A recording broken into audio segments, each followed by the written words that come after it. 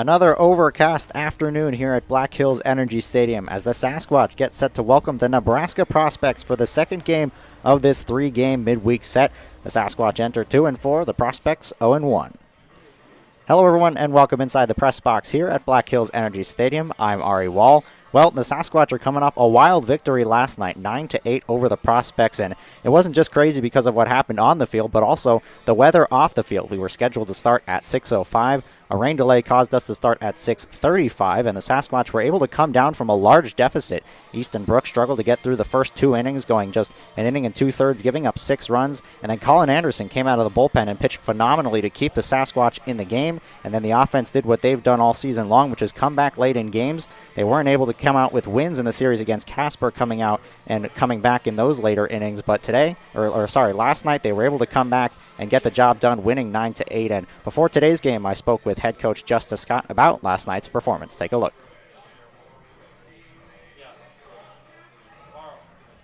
Head coach Justice Scott ahead of today's game against the Prospects. Coach, you started the season on the road, 4 straight in Casper, dropping all 4, but then rebounded with the win in Oahe and the win last night against Nebraska. What have you liked about the way your team's played over these last 2?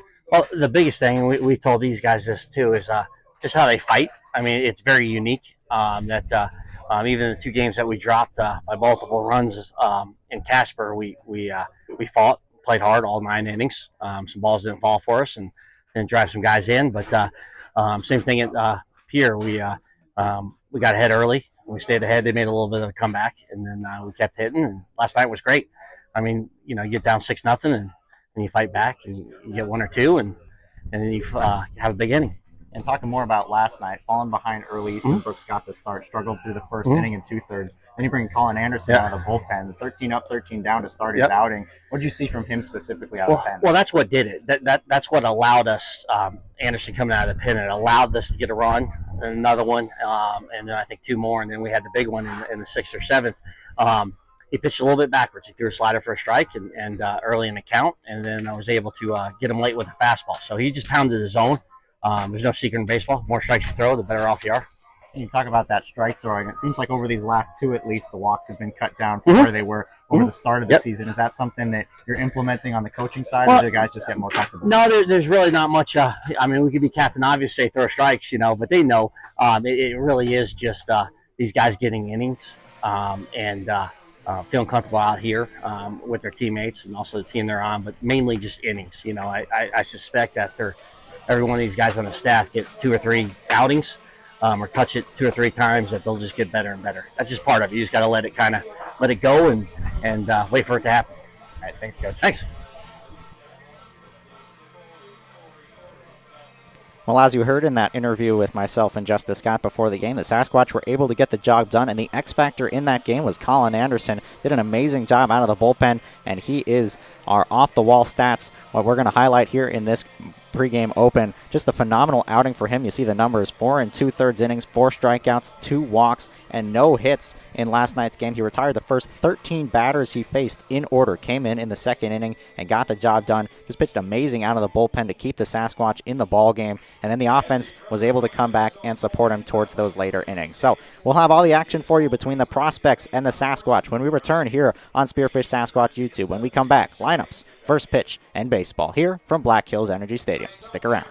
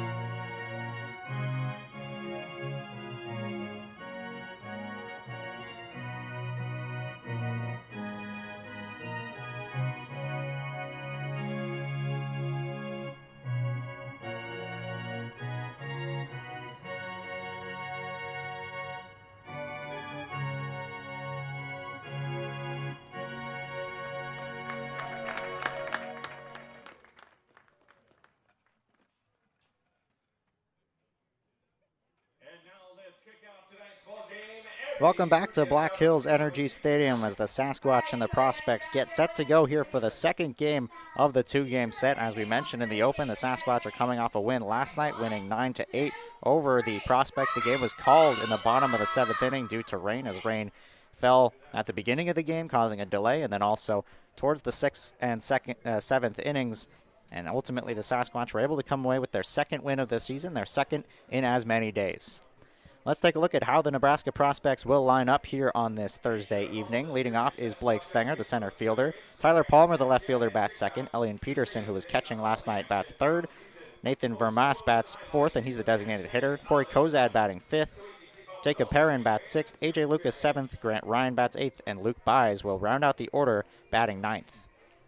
And that lineup will be taking on the starting pitcher for the Sasquatch, Jackson Renz. See the numbers for him on the season. No runs allowed in his first start of the season, a 1.67 whip, and a four-pitch mix. He'll feature a fastball, curveball, changeup, and a sinker as well. So those are the pitches you'll be seeing out of Jackson Renz here in this start. It's his second start of the season. Pitched previously in the series against Casper. 6 strikeouts to 4 walks in that game, and he'll get the ball today. Last night, it was Easton Brooks who got the start. He lasted just an inning and 2/3 and just could not find the handle on the command. He walked 7 batters and gave up 6 runs in that start against the Prospects. The Sasquatch were able to come back with some offensive support to back him up, falling behind 6-0 in that game and then scoring 9 runs, able to score 5 in the bottom half of the 6th inning. That was ultimately the difference. And as we mentioned in the beginning of the game, big difference in last night's game as well was Colin Anderson, who did great out of the bullpen. 4 2/3 innings pitched, gave up 2 runs, but he was perfect through the first 13 batters, kept the Sasquatch in the ball game, and allowed them to come away with the win. The second game of 3 between these two teams in this midweek matchup, as the next game will be tomorrow night with another 6:05 first pitch scheduled. We had a tiny bit of drizzle before this game started, so maybe a bit of fear that the rain would come back here tonight, but checking the weather forecast as of late, it seems like it's going to be cleared up, although there are still clouds overhead as far as the eye can see. Doesn't look like it's going to rain, or at least not for a long time and not heavily here at the ballpark today. Currently the chance of rain 38% at 6 o'clock. Blake Stenger digs in from the right-hand batter's box. Renz comes home with the first pitch, and we're underway here between the Sasquatch and the Prospects with the first pitch missing for ball 1. A cool 58 degrees here at the ballpark as fans continue to file into the stadium. 1-0 on the way. Missed outside. Count even here on Stenger. This is just the second game of the season for the Prospects. The Sasquatch already with 6 under their belt, 2-4 to start the season. The Prospects 0-1. Stenger making his second consecutive start in the leadoff spot. And he takes strike 1 on a pitch on the inner part of the plate. Stenger in last night's game went 0 for 2 with a pair of walks and came around to score on both of those walks. Also stole a couple bases, so he's a guy the Prospects would love to get on base. He takes up and in. 3-1 the count. Sasquatch have only had to use 3 arms in each of the past 2 days. Brooks, Anderson, and Bridges threw last night. And in Oahe, it was Bleeker, Hill, and Bowman who threw, so plenty of arms available for today's game. As the 3-1 is lofted towards the right side, it's going to drift foul out of play. Jordan Bowman took a tumble there along the line, drifting out of that ball. The grass still wet from last night and probably a bit from the rain that we got in short spurts this afternoon.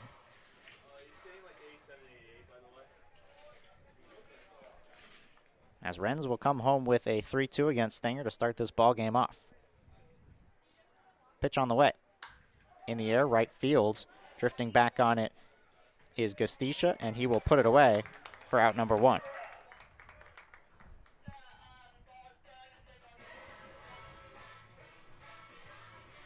So that'll bring up Tyler Palmer. Palmer, the second hitter in the order, the left fielder for the Prospects today. Got the start at shortstop in yesterday's game. Moving towards the outfield today. First pitch to him. Down low, ball 1. Let's take a quick look at the Sasquatch defense and how they will line up behind Jackson Renz. Rakes, Green, and Gestisha, that's the outfield left to right. Tate, Gonzalez, Bachman, and Bowman, the infield third to first. And then Brinkley Evans is catching Jackson Renz, who gets a swing and a miss on the 0-1, pardon me, the 1-0, so count now goes even 1-1. Palmer in yesterday's game was 0 for 3.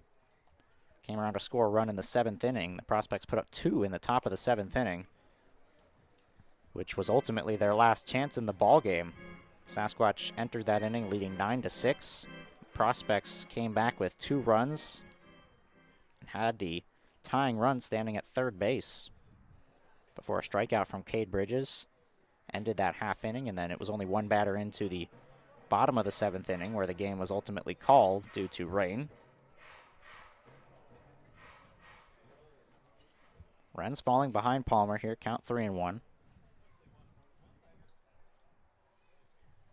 The offering. Chopped off himself. And again, we'll go full. Saw a lot of full counts and 3-ball counts from Easton Brooks in the first inning of yesterday's game when the Prospects sent up 10 batters to the plate. Blake Stenger, who led off yesterday's game, came up twice in the first inning of yesterday's game. Jackson Renz looking for a better start today. Back-to-back 3-2 counts. Here's his pitch. Grounded to the shortstop side. Gonzalez will field on the backhand. Throw on to first. Bowman can't dig it out. Runner was going to be safe either way. That's a nice play just to knock it down on the infield by Gonzalez. It's going to be an infield single for Tyler Palmer to get the Prospects offense going in the first inning.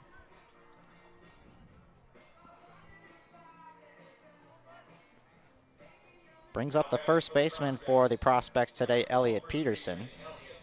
Peterson started in the 3 spot in the order in yesterday's game, but as a catcher, today he'll drift over to first for the start. Productive day for him at the plate as well. Went 1 for 3, scored 2 runs. 1 in the first, 1 in the second of yesterday's game. Checking at first on Palmer.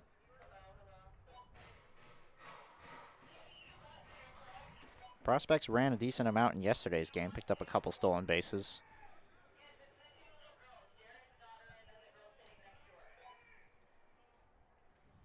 First pitch to Peterson, misses in the dirt. Brinkley Evans is the catcher behind the plate, as we mentioned. It's been him and Chance Green who've been splitting the time behind the plate, sort of alternating between games as they only have 2 catchers on the roster. Still waiting for some guys to come to the team. Got some arrivals in yesterday who did not play, but one of them will be in the lineup today. We'll take a look at him in the bottom of the first inning when we introduce you to the Sasquatch lineup, but Seth Nelson is getting the start today. A returner from last year's squad. 1-0. Grounded foul.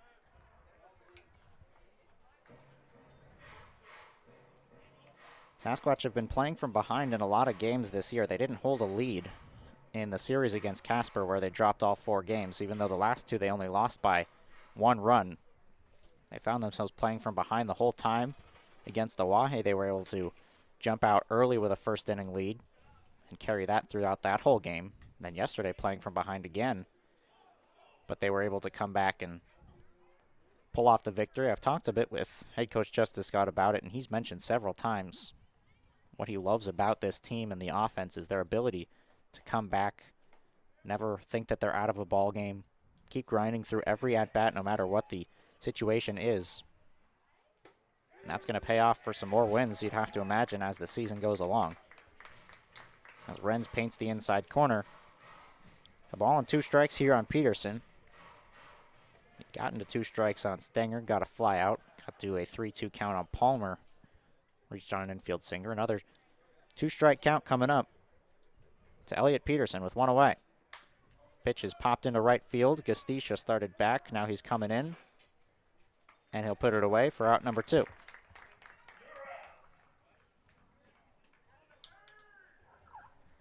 That'll bring up Nathan Vermas, today's designated hitter for the Prospects. Vermas was penciled in to be a starter in yesterday's game, at least at the very beginning, before he was replaced by, I believe, Bodie Waller came into that spot. to replace him, but today Vermas will get the start. The left-handed designated hitter today for the Prospects. Bats with 2 outs and a runner aboard. Goes after the first pitch and pops it foul out of play down the third base line. Vermas out of Arkansas State. One of the taller guys on this team, 6'5", 230 pounds. A tall presence in that left-handed batter's box. With Tyler Palmer still at first. 0-1 on the way. Palmer takes off. Evans throw. One hop to second. Not in time. As Gonzalez can't apply the tag in time. Palmer swipes second base. As the base comes clean off of second base. Foley steals the bag. Ryan Bachman is going to jog over to retrieve a new device to help out with second base from his head coach, Justice Scott. So they'll tend to the bag at second. Going to brush off some of the dirt surrounding the bag.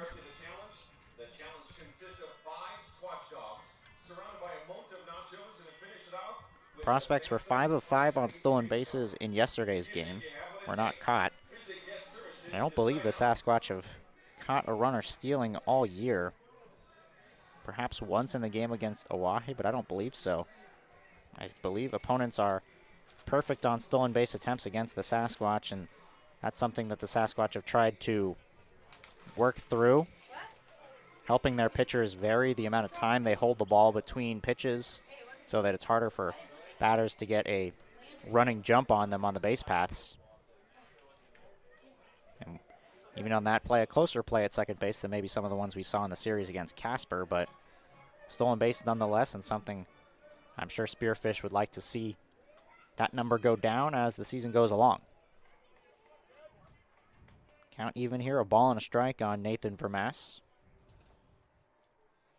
Renz comes home, just misses on the outside corner. 2 balls and a strike.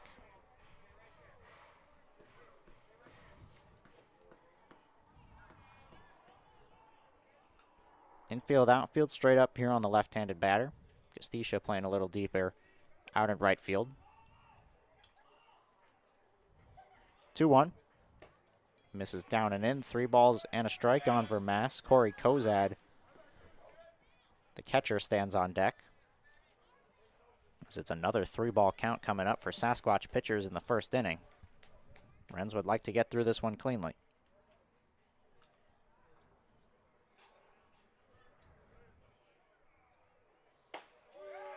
Pitch is in there for strike 2. Makes it a full count with 2 away.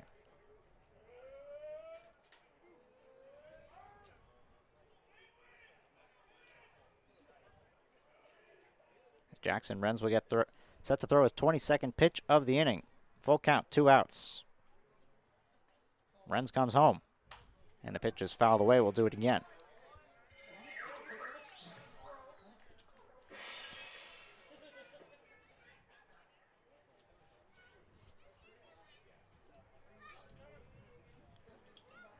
One hit in the half inning for the Prospects. Tyler Palmer stole second base as well. He's in scoring position ahead of a 3-2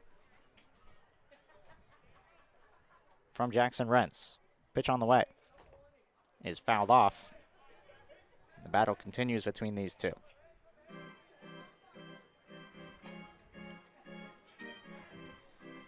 Some more fans filing into the ballpark here at Black Hills Energy Stadium as we're just getting set, just underway here in the second of 3 games between these two teams.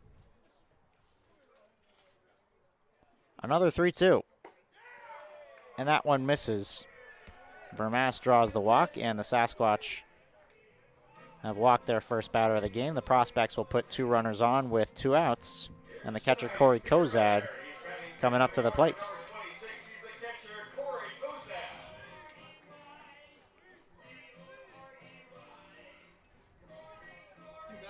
So Corey Kozad out of Southeast Community College.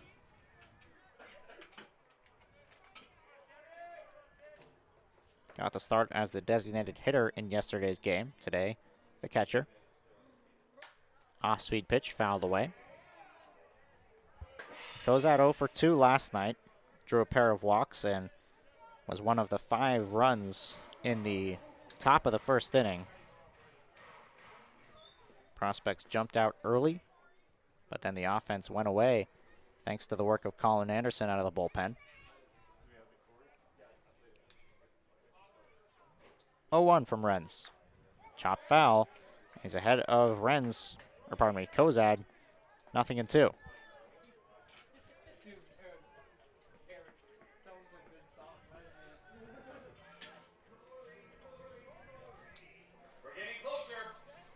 So Renz will throw his 26th pitch of the half inning. Prospects with 2 on and 2 outs. Palmer at second, Vermass at first. Swing and a miss. Renz gets him down on strikes with a fastball upstairs, and he leaves 2 runners stranded in the top of the first. Sasquatch bats coming to the plate when we return here on Spearfish Sasquatch YouTube. Home for the newest games is at the Lodge at Deadwood Gaming Resort. When you're looking for the latest and greatest games, the Lodge is the place for you, as we are constantly updating our gaming floor with new and exciting games.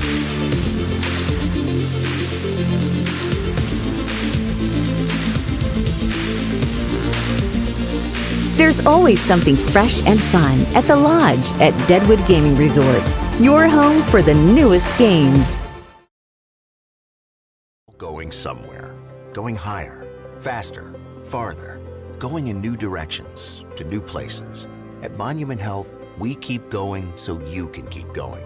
We're dedicated to advanced orthopedic care with the latest innovations, technology, expertise, and treatment. So keep exploring, keep making memories, keep going with Monument Health as your partner. Learn more at monument.health/orthopedics.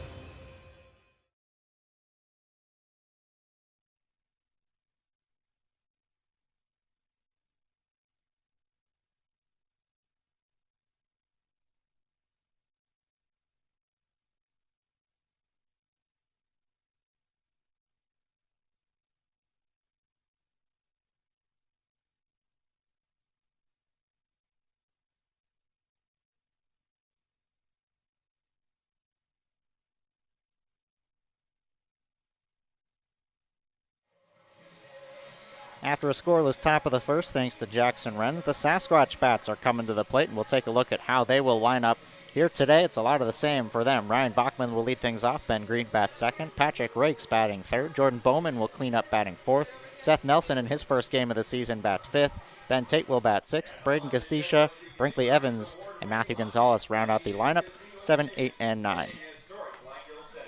That lineup will take on the starting pitcher for the Nebraska Prospects. It's Carson Obrecht who gets the start, an Omaha, Nebraska native, as are many of the guys on this team. The right-handed pitcher out of Wayne State, 6'3", 210 pounds. He'll get the ball in his first start of the season, the second game of the year for the Nebraska Prospects.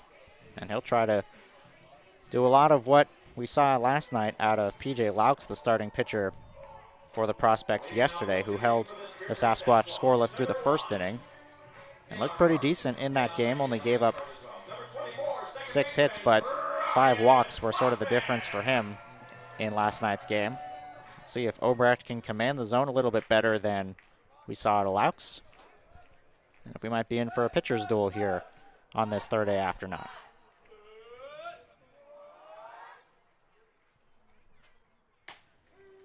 First pitch to Ryan Bachman is in there for strike one. A fourth-year Sasquatch, Ryan Bachman, a fan favorite. He's back with his hometown team, the Rapid City native. And he grounds one up the middle. That goes off of Obrecht. Might have caught him up high in the head. We'll hope he's okay as he's grabbing towards the right side of his head on that cap. It's an infield single for Ryan Bachman, and now let's hope Obrecht is okay. So they'll tend to him on the mound. That ball just skipped off the front lip of the dirt there on the mound. Caught him up high. Showing the home plate umpire where it got him. So the Sasquatch trainer will walk out, as will the Prospects coaching staff. They'll check on Obrecht. We'll step aside for a brief moment.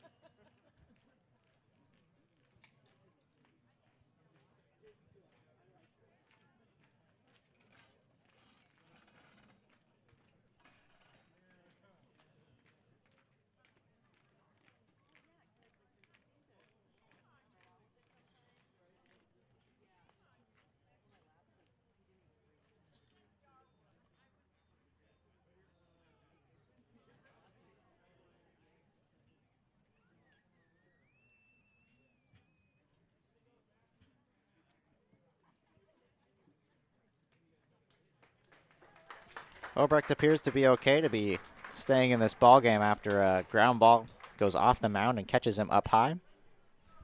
And with Ryan Bachman aboard, we'll take a look at the prospects defense behind Carson Obrecht. In the outfield, it's Palmer, Steger, and Perrin left to right. On the infield, Buys, Ryan, Lucas, and Peterson. That's third to first. And then Kozad is behind the plate, catching Obrecht. Obrecht will throw a couple warm-up tosses. In fact, all he needs is one to make sure he's good to go after that long conversation to make sure he's okay. Certainly the last thing you want to see in summer ball are any sort of injuries. But he seems to be okay. And Ben Green will come to the box. Batting in the 2 spot in the order. We've seen a pretty similar lineup for most of this season out of Justice Scott, the head coach. Brock Bachman has been at that leadoff position for pretty much all year. Let's take a look at Ben Green's numbers to start the season. .333 batting average for today's center fielder. Takes on the outside corner, count even here 1-1.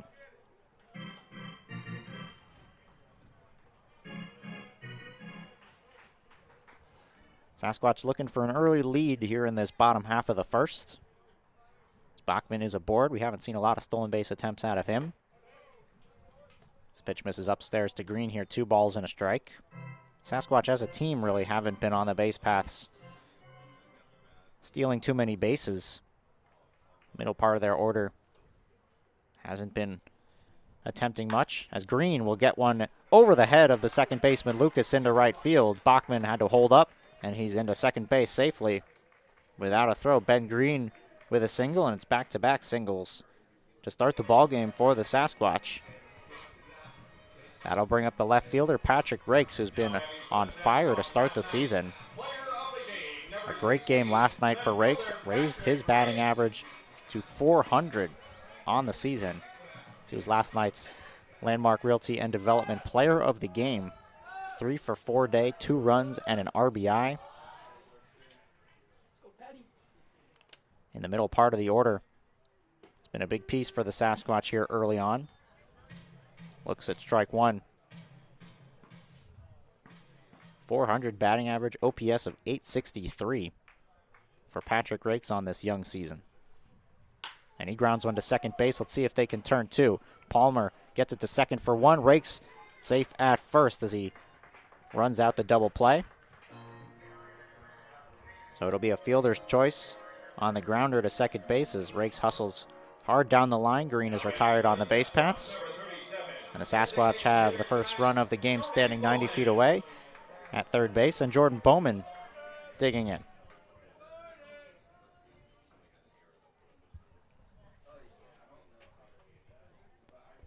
First pitch to Bowman, goes after it and pops one up on the infield. Drifting over from second base is Lucas. Doesn't have to move much to retire Bowman for out number 2. A big second out, keeps the runners put where they are. That'll bring up Seth Nelson for the first time here in 2024. A familiar face for Sasquatch fans as he returns from last year, where with the Sasquatch batted .351 with 5 homers, 31 RBIs, and 9 stolen bases in 41 games played. He was second on the team in hits with 52, second on the team in homers as well with 5. And he's getting his first action here in 2024 with the Sasquatch, trying to pick up an RBI and return to the lineup in a big way. 0-1 the count here on Nelson out of San Pedro, California.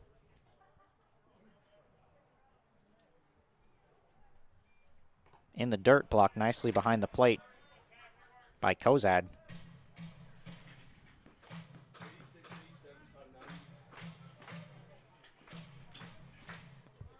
So Bachman is aboard at third. Patrick Rakes is on first as the Sasquatch looking to plate the first run of the game. Seth Nelson at the dish here in the bottom half of the first. Pitch on the way. Checked his swing on the pitch in the dirt. Did not go. 2 balls and a strike to count.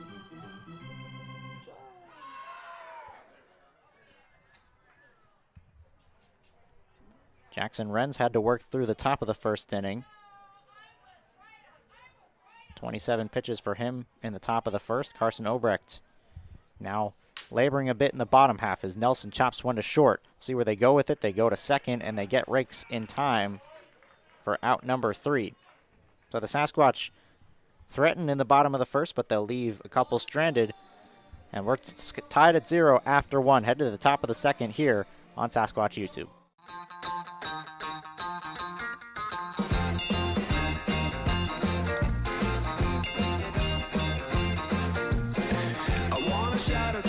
So they know my sweet baby loves me so.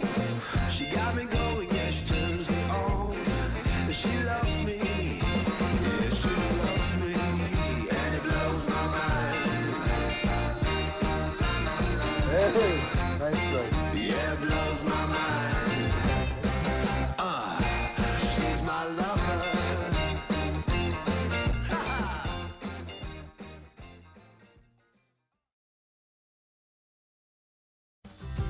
When you venture to Spearfish in the Black Hills of South Dakota, you'll find rugged hiking and biking trails, extreme rock climbs, and views that will take your breath away. Plan a Spearfish vacation and come find your adventure. Spearfish, my great place in South Dakota.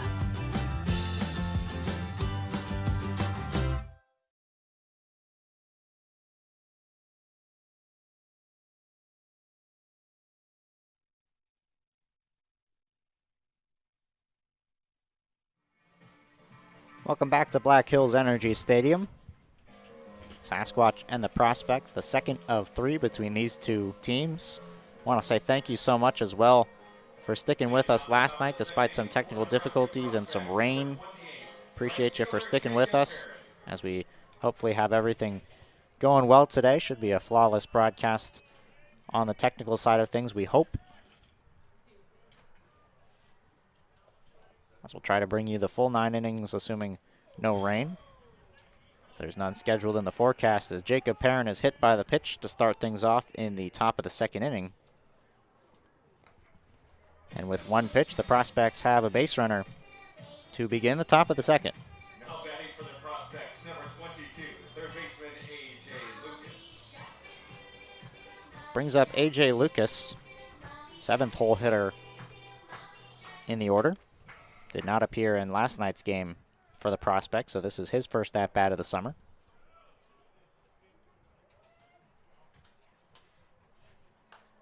Lucas fouls the pitch off, 0-1. Remember to take your foul balls to the concession stand and get a squat buck. Brought to you by State Farm agent Jody Garcia. Lucas out of Moberly Area Community College.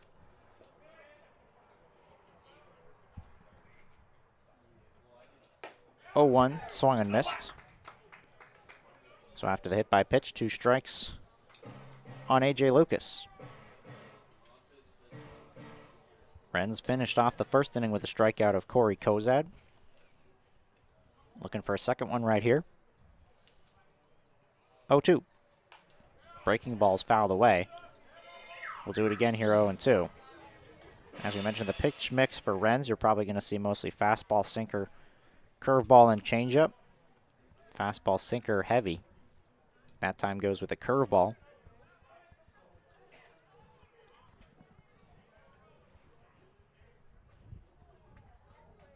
Another 0-2. And again, fouled straight back. Right over top of us here in the press box. Remember to take your foul ball to the concession stand and get one of those Squatch Bucks tonight. Brought to you by State Farm agent Jody Garcia.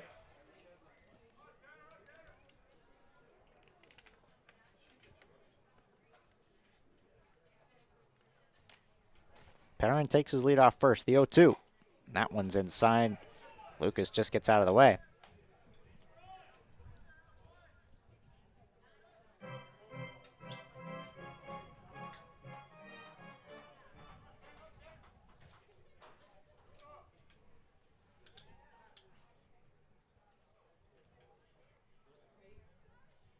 Another 1-2.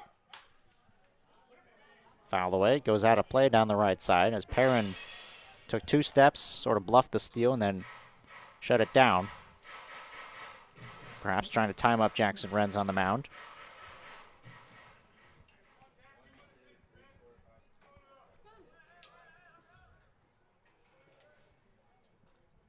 Bowman holding him off on first.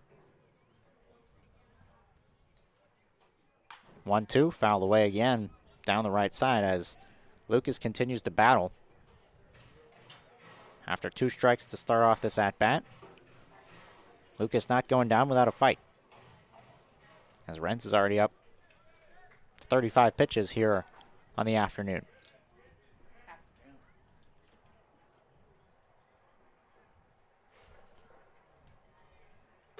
Upstairs, swing and miss as Lucas is down on strikes. Couldn't foul that pitch off as Jackson Wrens expands the zone, and Lucas does as well. Chases ball 2 and goes down on strikes for the first out of the inning. Nebraska prospects, number 1, second baseman Grant Ryan. That'll bring up Grant Ryan, 8th hole hitter. Today's second baseman for Nebraska. Takes upstairs. Ryan wearing number 1, 5'9", 175 out of Garden City Community College.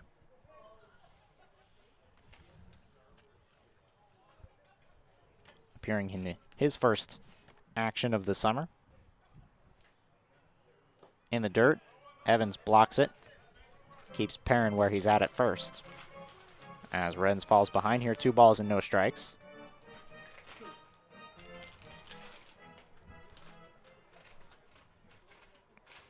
Middle infield looking for a double play. Outfield straight up here on Grant Ryan. Perrin a small lead off first. Wrens comes right after him with a fastball. Right down the middle, 2 balls and 1 strike.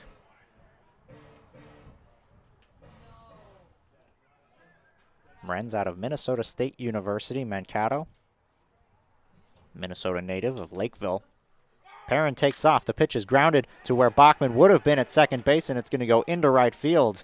Going to third is Perrin. And Grant Ryan, with a perfect swing on that one, executes the hit and run.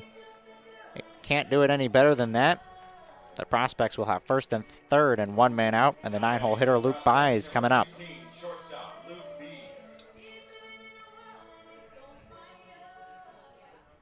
I believe we saw the prospects execute a hit and run in the first inning of yesterday's game as well.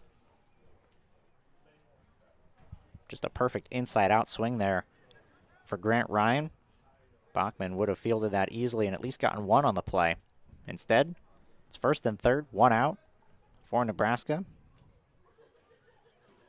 And Bees at the plate, outside, 1-0.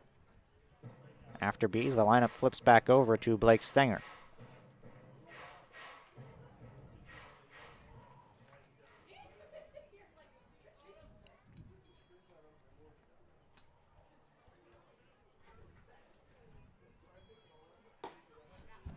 Pitch misses. 2 balls and no strikes now here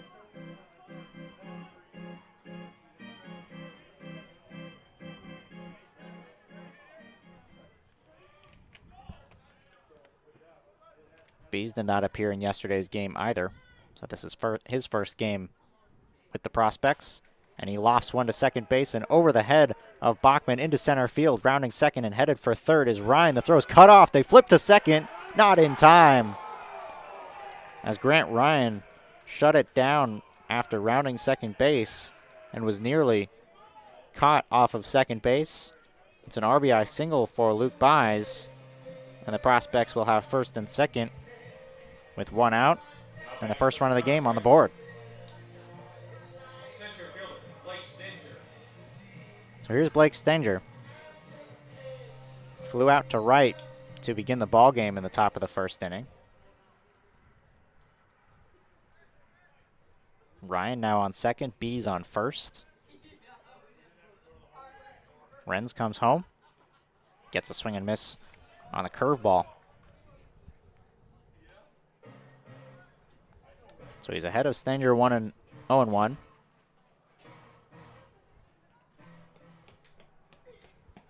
Going to work through this second inning. Renz went 3 innings in his first outing against Casper. Didn't allow an earned run. Allows his first here in the top of the second. That one misses well outside, but Evans is able to get the backhand to it.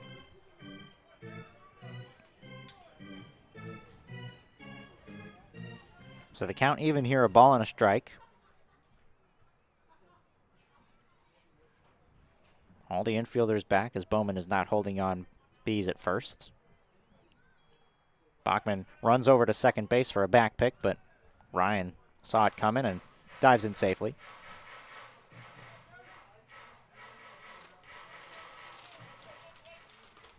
Sasquatch gets some action going in the bullpen as they get a right arm loosening. Beginning to throw. 1 ball, 1 strike. Upstairs, 2-1.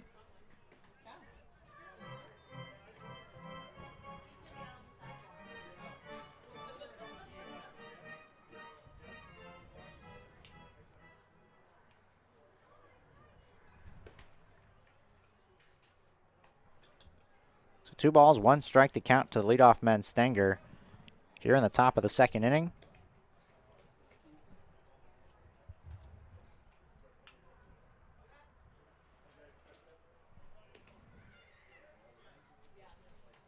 Pitch is grounded to third. Let's see if they can get 2. Tate to second. It pulls Bachman off the bag, and it goes into shallow center field. 1 run's going to score. Stopping at third is Buys. And an error on Ben Tate on the throw. What could have been potentially a double play results in nothing. Stenger will reach on the error. The Prospects have the second run of the game in. Ryan scores from second. And now first and third once again. Tyler Palmer coming up. Can't do much more there if you're Jackson Renz. Got a hard ground ball right at Ben Tate, who just maybe rushed the throw, pulled the throw a little bit. Glove side, pulled Bachman off the bag. And could not get the out at second base. As Renz gets a swing and miss on Palmer for strike 1. Well, not unfamiliar territory for the Sasquatch as they came back from a 6-run deficit in yesterday's game. Certainly don't want to fall behind by the same margin. But the lineup more than capable putting up some offense towards these middle to later innings. 0-1. Check swing. Fouled away. So the 0-2 will come, and it'll be Jackson Renz's 50th pitch of the game when it does come.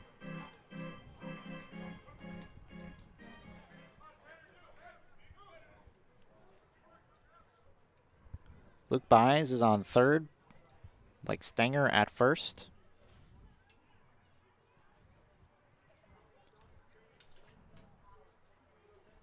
And the 0-2 coming from Renz is fouled away again. We saw a lot of this in yesterday's game as well. Easton Brooks got to 2 strike counts, but he couldn't put the Prospects away. Brooks only got 5 outs, but he didn't strike a Prospect batter out. Jackson Renz has 1 strikeout on the day, but nothing's coming easy for these Sasquatch pitchers in this series. As the Prospects fighting at the plate. Runner goes, he got a huge lead. Palmer swings and misses on a pitch well outside the zone. So he'll go down on strikes. It's the second out of this inning. And stealing second base easily that time was Stenger. So he got a running start.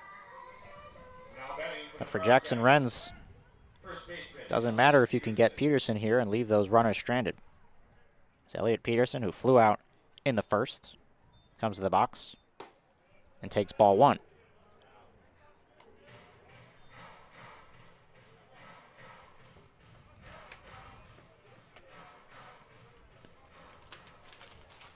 Peterson scored a pair of runs in yesterday's game, did not drive one in.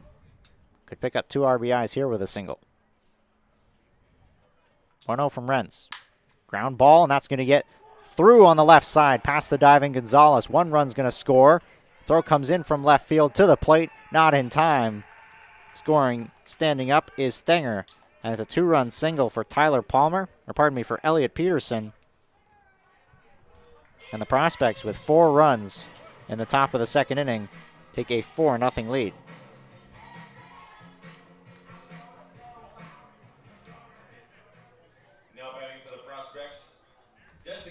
So for a second day in a row, early offense for Nebraska as they jump out in front on Jackson Renz, who will try to get through this second inning. As an arm continues to loosen in the bullpen for Spearfish. Pitch misses down and in. Might be the new guy, Aiden Torpy, who just joined the team yesterday, getting loose.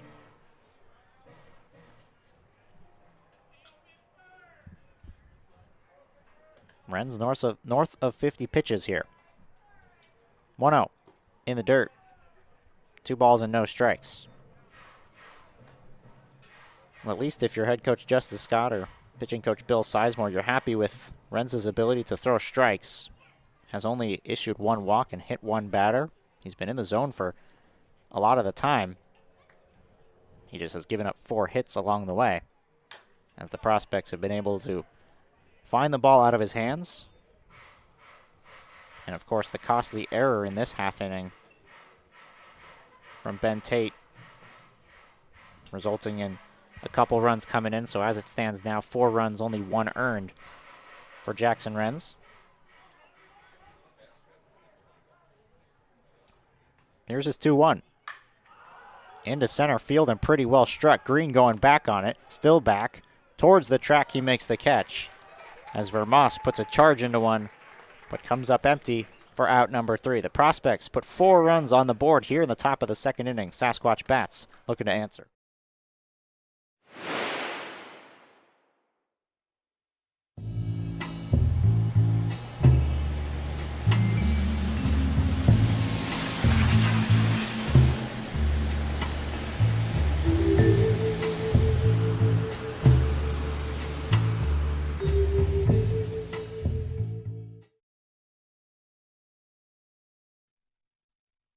Jet Rogers at Peak Family Chiropractic and Sports Performance. We all take different paths in life. That's why we utilize multiple different treatments here at Peak. Our main treatment is our high-level chiropractic adjustment, but we also emphasize the use of cupping, scraping, vibration massage, trigger point therapy, and active care to promote movement, strength, mobility, and most of all, pain relief. Why travel to multiple locations when you can have total wellness under one roof? Stop in today and let's get you to your peak.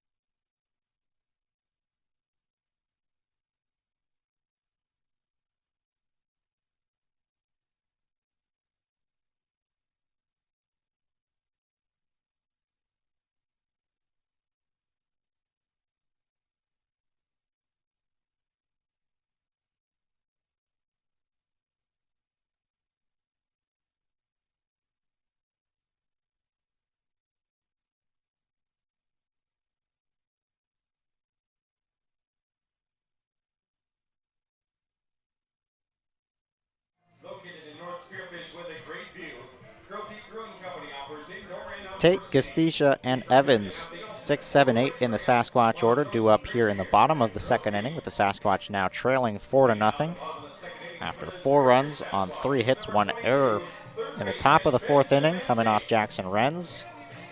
4 runs, only 1 earned.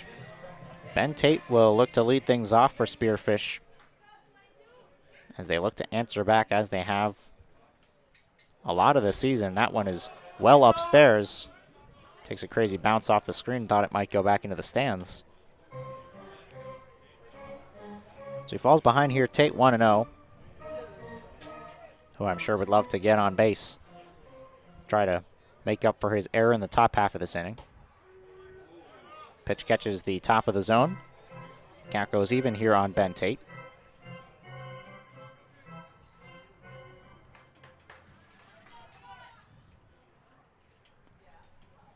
Tate well out in front of that pitch. 1 ball, 2 strikes. Tate 333 on the season. This is his 6th game played. 7th of the season for Spearfish. OPS of 840. 1-2 breaking ball locked him up but missed high. Tate's shown some power at the plate as well with 3 doubles in 7 hits. Only Kyle Finn with 4 has more. Up and away, count goes full now on Ben Tate. But what we saw a lot of yesterday was Spearfish able to get on base to start off half innings. They did it again to start this game off with a single from Ryan Bachman. See if Tate can do it again. 3-2. Out in front of it. Comes up empty. Strikeout number 1 on the day for Carson Obrecht. And out number 1 here in the second. Now batting for the Sasquatch, number 18, right fielder Braden Gastisha. Brings up Braden Gastisha. Another guy who's been off to a pretty decent start to the year. Started off strong. Takes ball 1. Cooled off a little bit as of late, so his average down to 222 after a couple tough days at the plate. We've seen him a lot at the 2 spot in the order, dropped down to 7 today. Takes upstairs for ball 1. Yesterday he was 0 for 2, came around to score a run as part of the 5-run 6th inning for Spearfish. 2-0 misses. And Gastisha's ahead here, 3 balls and no strikes.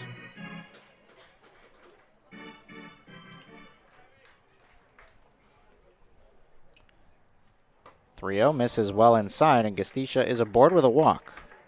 First walk issued by Obrecht, third base runner Sasquatch have had in this game. That brings up the catcher, Brinkley Evans.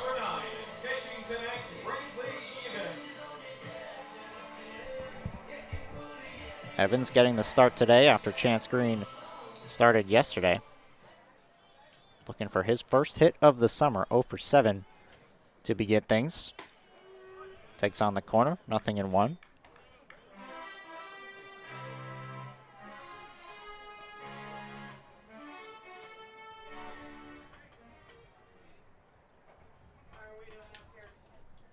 Oh, 1.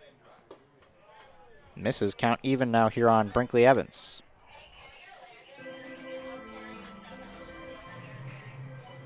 Evans goes to Montana State University Billings. A couple guys on this team that go there. Did not get an at-bat this past year in college as a freshman. And he fouls that pitch away to make it 1-2. Remember to take your foul ball to the concession stand and get a Squatch Buck. Brought to you by State Farm agent Jody Garcia. Carson Obrecht looking to get a double play ball to finish off this bottom of the second inning. He's ahead of Evans here, 1 ball, 2 strikes with Gastisha on first. Nebraska leading this one 4-0. Pitch fouled off the mask and up above our head again. Another 1-2 will come. Still an overcast afternoon becoming evening as we approach 7 o'clock here in Spearfish. though hopefully the rain has passed at the ballpark. Another check-in now on Gestisha. He's back in time. Yesterday it rained before first pitch, caused the 30-minute delay, and then caused the game to be called in the 7th inning. Evans swings and misses as it's the breaking ball again. Same one that got Ben Tate out in front gets Evans down on strikes. Second strikeout of the inning and out number 2. That'll bring up the 9-hole hitter Matthew Gonzalez, who's raised his average up nicely to 273. Him and Dylan Darnall have been the 2 shortstops we've seen for Spearfish to begin the year. Check in on Gestisha again. Yesterday it was Darnall in the 9th spot. Today it's Gonzalez occupying that position and that spot in the order. Back-to-back check-ins on Gestisha before he throws a pitch to Gonzalez here.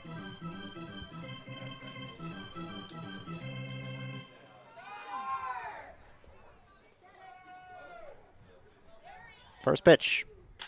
This is into shallow right field, and that's going to drop in for a base hit. Gestisha will stop at second.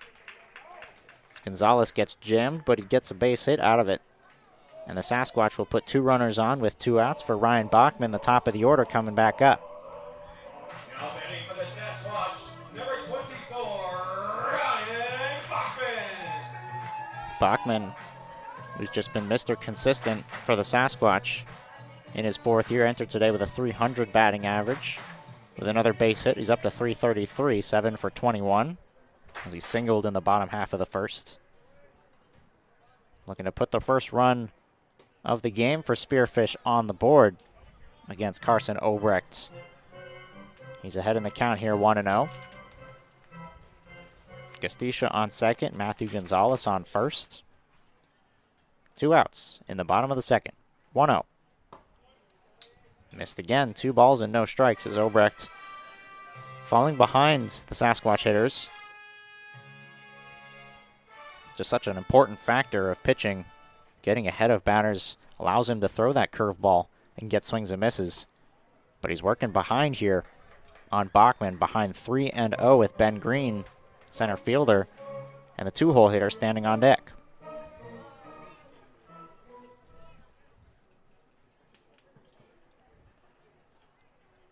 Obrecht home with a 3-2. 3-0. It's in there for strike 1. Now 3 balls and a strike. It looked like Bachman was taken the whole way. Bachman will take his walks as he's in no rush to swing at anything out of the zone. And there he goes again, taking another walk. That's why he's the leadoff hitter right there. It's the ability to take pitches out of the zone. He walks for a 10th time on the season. He's aboard for a 2nd time today. And the bases are loaded for Ben Green, who with a single also raised his batting average from .333 entering today. He's now 6 for 16 to begin the season. And he goes after the first pitch and skies one into center field. Stenger ranging to his right, camps under it, and makes the catch to end the inning. The Sasquatch threaten. No runs, 1 hit. They leave the bases loaded in the bottom of the 2nd inning. We're headed to the 3rd with Nebraska on top, 4-0. Football fans, take your sports wagering experience to the next level at BetLodge Sportsbook, the premier sports betting venue in South Dakota. Surrounded by luxury seating, our massive 42-foot seamless video wall is the largest in the area, displaying all of your favorite NFL and college football. Place your bets with our sports desk personnel or visit our easy-to-use betting kiosk 24 hours a day. The best place to touch down and catch the game is at BetLodge Sportsbook, located inside the lodge at Deadwood Gaming Resort. Going somewhere, going higher, faster, farther, going in new directions, to new places. At Monument Health, we keep going so you can keep going. We're dedicated to advanced orthopedic care with the latest innovations, technology, expertise, and treatment. So keep exploring, keep making memories, keep going with Monument Health as your partner. Learn more at monument.health/orthopedics.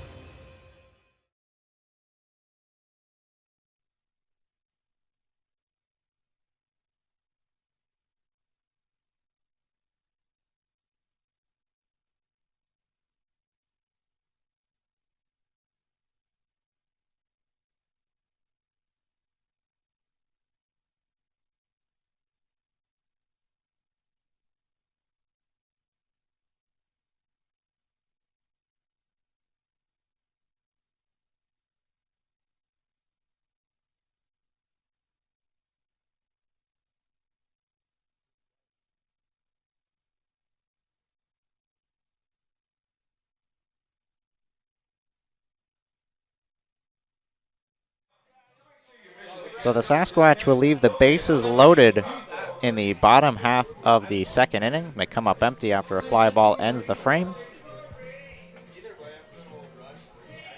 And Jackson Renz is back on the mound to start off the top of the third.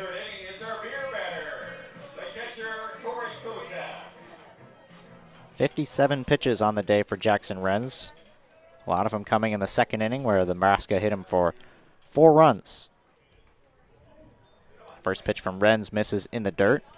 Sasquatch had an arm loosening in the top of the second inning, but set him down while the team hit in the bottom of the half inning.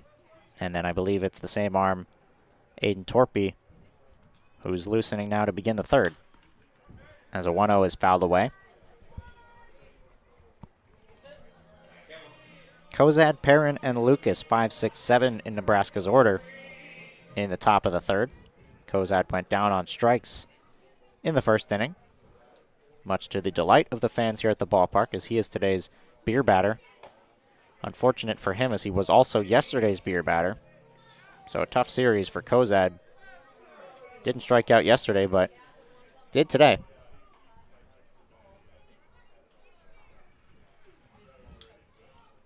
Two-1 to the catcher. In off the hands, might have broken his bat. Grounded to second.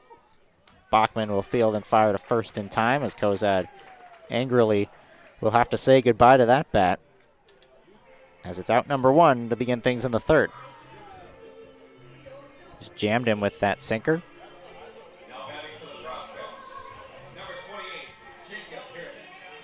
Brings up Jacob Perrin, who was hit by a pitch in the second inning. Scored the first run of the game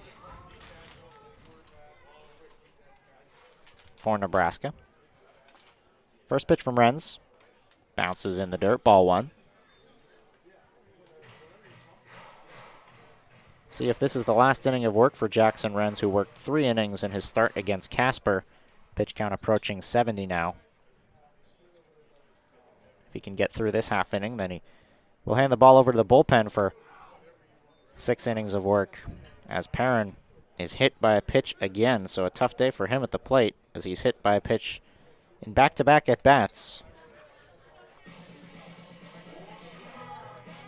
Now aboard with A.J. Lucas coming up. Lucas struck out in the second inning in his first at-bat. And then after that strikeout with Grant Ryan at the plate, Perrin attempted to steal, and Ryan hit a ball through the gap at second base where Bachman would have been playing. A hit and run allowed Perrin to go to third. So we've seen Perrin steal on the bases already. No official stolen base attempt on his line. As the first pitch is in there for strike 1 on A.J. Lucas.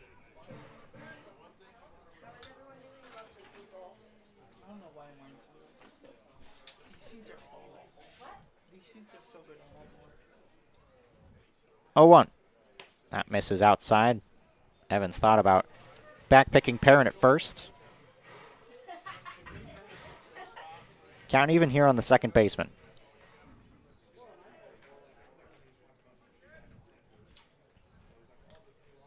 Infield, outfield, straight up. Tate only a few steps back on the third base side. The pitch is fouled away. 1 ball, 2 strikes now the count here on Lucas. 3 strikeouts in the game for Jackson Renz to just 1 walk. And he has hit 2 batters, technically 1 batter twice in the form of Jacob Perrin. 4 runs on 4 hits for Nebraska. 1 run on 3 hits, 1 error committed by the Sasquatch. 1-2. Perrin takes off. The pitch is in the dirt. Picked the perfect pitch to steal on as it skips up by the Sasquatch dugout. An easy stolen base for Perrin,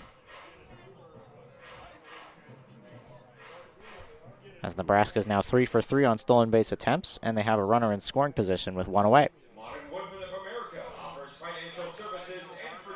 Evans will talk to Renz on the mound.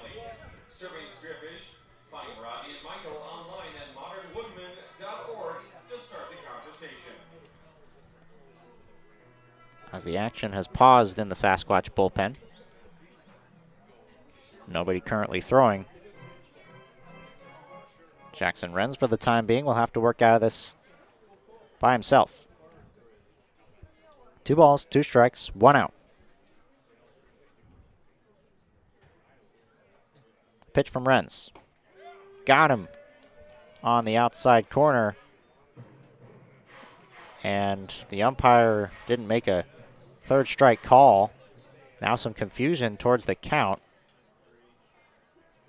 That is strike number 3. And out number 2. So Lucas didn't realize he had 2 strikes on him. Now batting for the prospects, number 1, Grant Ryan. That'll bring up Grant Ryan. As I mentioned, singled in the second inning with Perrin on base. Executed a hit and run, goes after the first pitch. Castisha read it off the bat like it was going to go over his head, but he comes in quickly to make the play to retire Ryan for out number 3. Prospects will leave a runner on to end the top of the third. We're headed to the bottom half of the third. Sasquatch looking for their first run.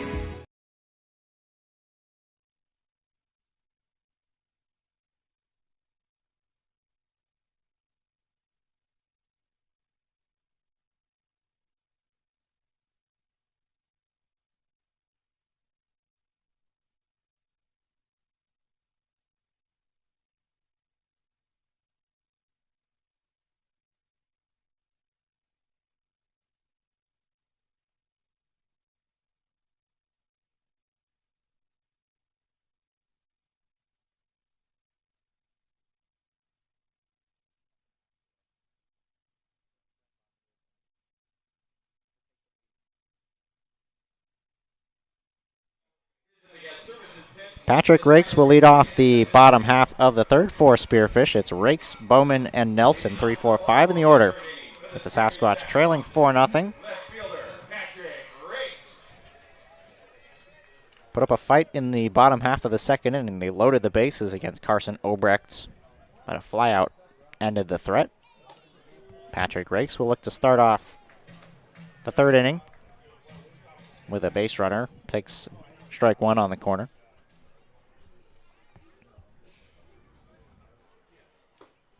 0-1, caught on and missed, 0-2.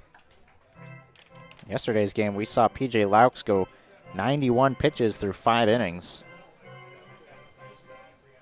So they're not taking this first start lightly, letting these guys throw. Rakes hammers one into center field, but right on the money. Stanger barely has to move out in center to retire Rakes for out number 1. Hit it hard, but at the wrong place. 1 up, 1 down. Jordan Bowman will come to the plate. Bowman popped out in the first inning to second base. Did so on the first pitch. This time he watches the first pitch sail outside. Ball 1. We've seen Bowman at the plate and on the mound. Last pitch against the Oahe Zap. And he chops one high in that 5-6 hole going back on. It's Ryan. Long throw to first is in the dirt and will skip into the dugout. Bowman's going to be awarded second base after a throwing error. So a single and an error at shortstop allows Sasquatch to put a runner in scoring position. And Seth Nelson will come back up now for a second time.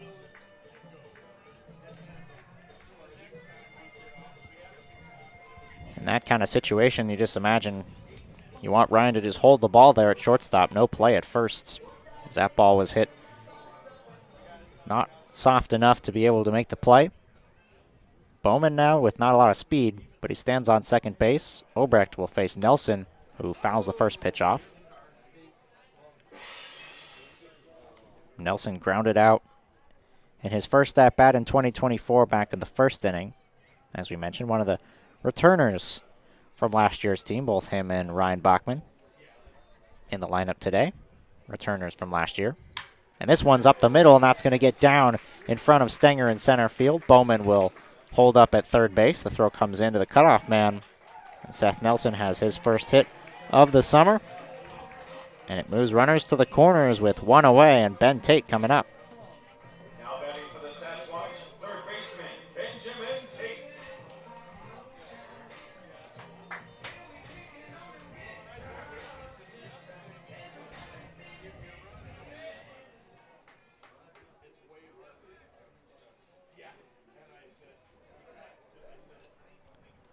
So Tate at the plate with one away and runners on the corners. He fouls off the first pitch. Sasquatch up to 5 hits now, out-hitting Nebraska by 1. 4 runs, 4 hits for Nebraska. 1 run on 5 hits for Spearfish. They've already left 5 runners on base through 2 innings. Now here in the bottom of the third, have 2 on and 1 out. Looking to bring them around, score their first runs of the game. Count even here on Tate, who struck out swinging on a curveball in the second. One of 2 strikeouts recorded by Obrecht in this game. Both came in that half inning. 1-1. Swing and a miss. Again, the curveball. Tate again out in front of it. Seems to be the pitch Obrecht has had the most success on today. It's been the curveball. Hasn't really thrown it for a lot of strikes in the zone, but he's gotten chases. 1-2 the count. The pitch goes back to the curveball. This time Nelson, or Tate, hangs up.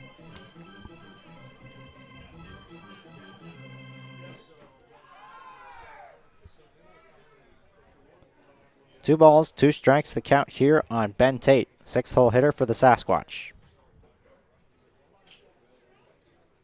In the dirt, blocked again behind the plate by Kozad. And now the count goes full, 3-2. Braden Gastisha, the lefty, stands in the on-deck circle.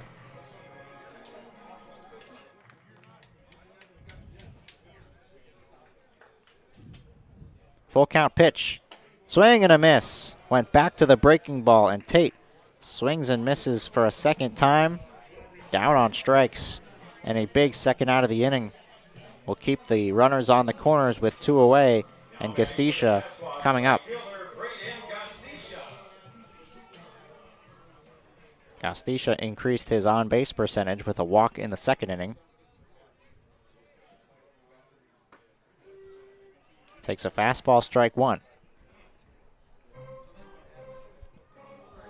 Nelson still stands at first. Jordan Bowman, who singled and then advanced on an error, he's at third. Sasquatch trailing 4-0 here in the bottom of the third. Runner goes. The pitch is in the dirt, and that's going to get to the backstop. Bowman coming to the plate, and he'll score without a throw. A wild pitch brings home Jordan Bowman, and Seth Nelson scampers to second. And the Sasquatch are on the board here in the bottom of the third. They'll trail it 4-1.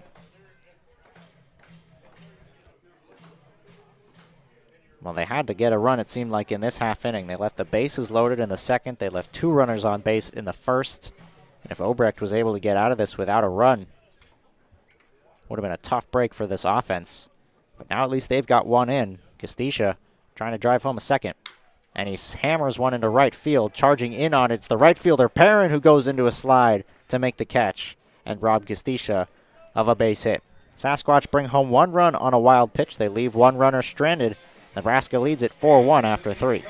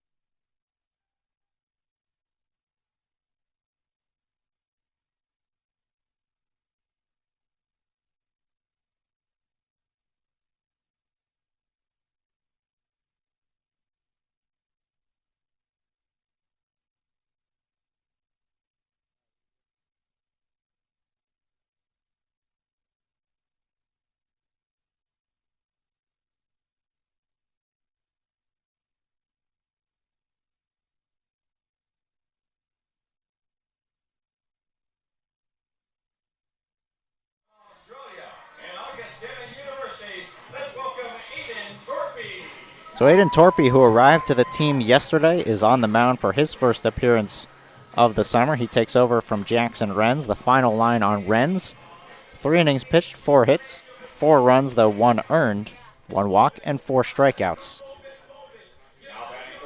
And Torpy will take over from Sydney, Australia. Goes to Augustana University, the Vikings, right here in South Dakota. 6'4", 220, and you'll see on the first pitch an unorthodox delivery as he throws it sidearm and skips one in the dirt for ball 1. This past year with Augustana, 4.35 ERA and 10 1/3 innings pitched.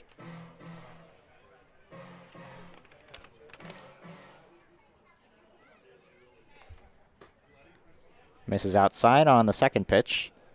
Facing 9-1-2 in the order, Luke Buys, Blake Stenger, and Tyler Palmer.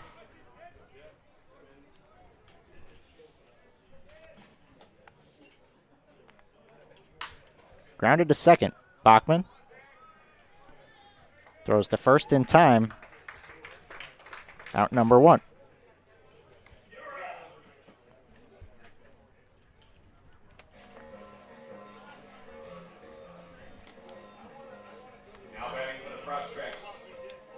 So that'll turn the lineup back over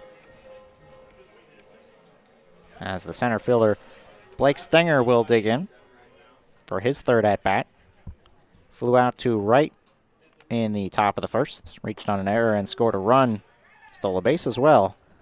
All that coming in the second inning. Up for a third at-bat in 4 innings, takes strike 1.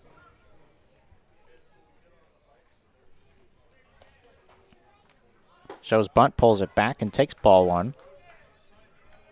Count even here on Stenger. All the damage coming in this game for Nebraska in the top of the second. All 4 runs coming off Jackson Renz, 1 of them earned.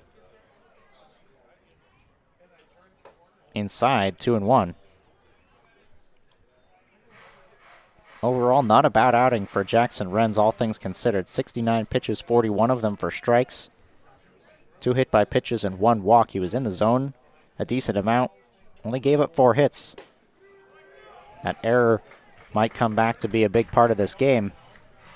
If this score holds or at least gets close, the Sasquatch can't muster a comeback. Count even now, 2 balls and 2 strikes on Stenger. Pitch on the way. Grounded up the middle. Gonzalez ranging over to his left. Throws to first in time. And 2 groundouts to begin the top of the 4th for the new pitcher, Torpy.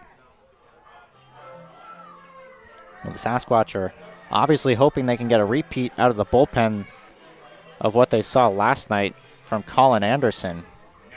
Easton Brooks started last night's game, went an inning and 2/3, and then they brought in Colin Anderson, and he retired the first 13 batters he faced in order. He was perfect through those first 13 batters, got in a bit of trouble in the 7th inning, had to come out of the game, and 2 runs came around to score that were his responsibility, but he pitched amazing out of the bullpen. Certainly hoping Aiden Torpy can do the same here as he's retired the first 2 to begin the 4th. Chopped over the bag at second base. Bachman will field. Tough play at first. Not in time. Bowman dropped the ball there at first base. Would have been safe either way. So that's going to be a single for Tyler Palmer with 2 outs to extend this 4th inning. Not much Brian Bachman could do on that play. Just wasn't hit hard enough. Kind of towards the top heel of the glove as well. Couldn't really field it as cleanly as he might have wanted. And with Tyler Palmer's speed at first base, able to beat it out. So he's aboard with 2 away, and Elliot Peterson coming up. He'll take strike 1. Palmer stole a bag back in the 1st inning. Palmer's now 2 for 3 on the day. Peterson drove in a run in the 2nd. He's 1 for 2.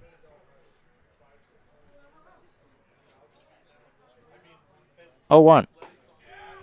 In there, 0-2. Palmer was dancing off first base. Took about 3 shuffle steps before Torpy came home.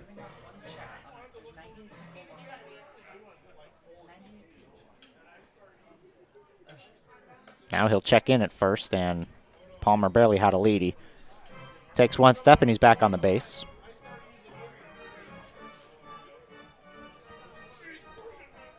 Torpy gets back on the rubber. And his 0-2 to Peterson is in the dirt, 1-2.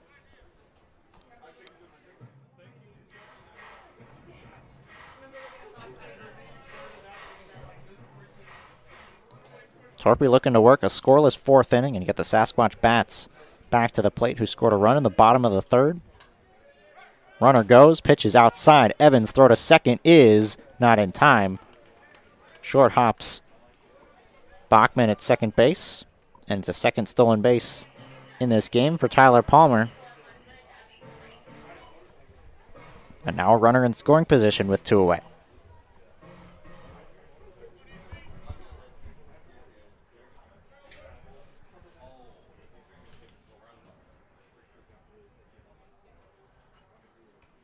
Here's the 2-2. Into right field. That's going to get down in front of Gastisha. Rounding third and headed for home is Palmer. Throws cut off by Bowman. It's an RBI single, the second of the game for Elliot Peterson. And the stolen base manufactures a run. As with 2 outs, the Prospects get back-to-back singles, and they'll take a 5-1 lead here in the top of the fourth.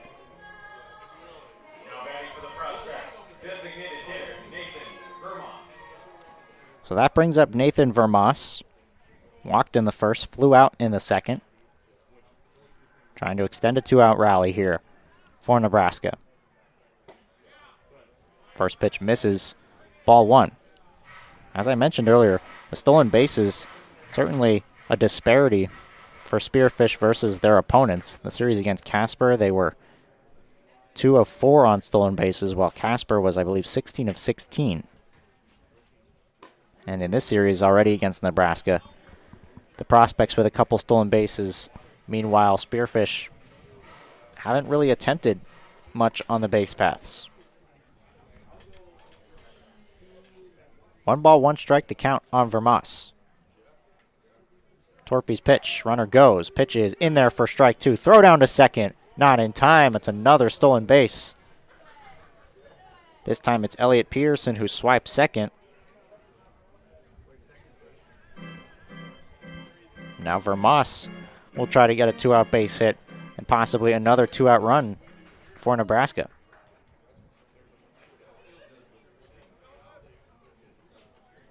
The pitch was in there for a strike, so the count is 1-2. Torpy's pitch in the air, center field, ranging over is Green. Going to have to go a long way. Still on the run, lays out, and he makes the catch. Ben Green saves a run in left center field and robs Nathan Vermas of an RBI and extra bases. What a play out in left center field. The Sasquatch give up just 1 in the top of the fourth, and they'll come to bat when we return here on Spearfish Sasquatch YouTube.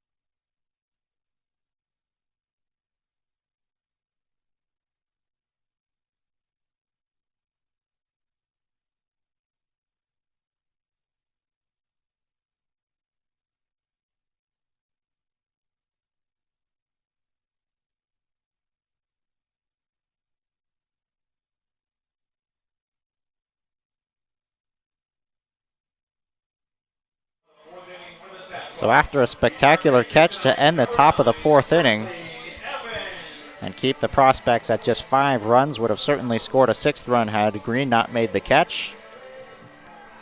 Sasquatch are coming up with Brinkley Evans, Matthew Gonzalez, and Ryan Bachman 8, 9, and 1 in the order. Facing off against Carson Obrecht, who's back out there for a 4th frame. Giving up just 1 run on 5 hits in the game so far. First pitch fouled away for Brinkley Evans, who's still looking for his first hit of the summer.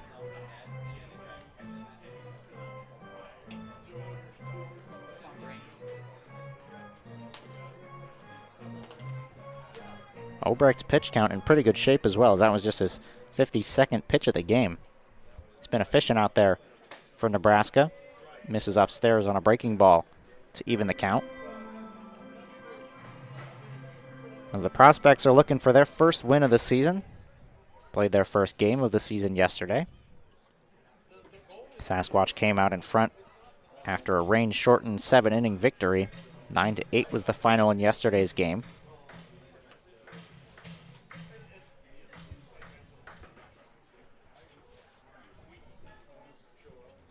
A ball and 2 strikes the count.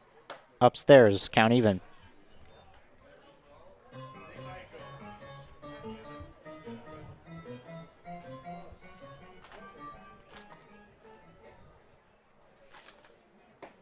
Breaking ball's in there for strike 3 as Evans is down looking. His 2nd strikeout of the game. And the 4th of the game for Carson Obrecht. That's how the bottom half of the 4th begins. Brings up Matthew Gonzalez, who singled in his first at-bat in the 2nd inning. Sasquatch tried to put together a 2-out rally in that frame. Loaded the bases, but could not score. Sasquatch have left 6 runners on base through 3 innings and scored 1. In the dirt. Ball and a strike here on the shortstop.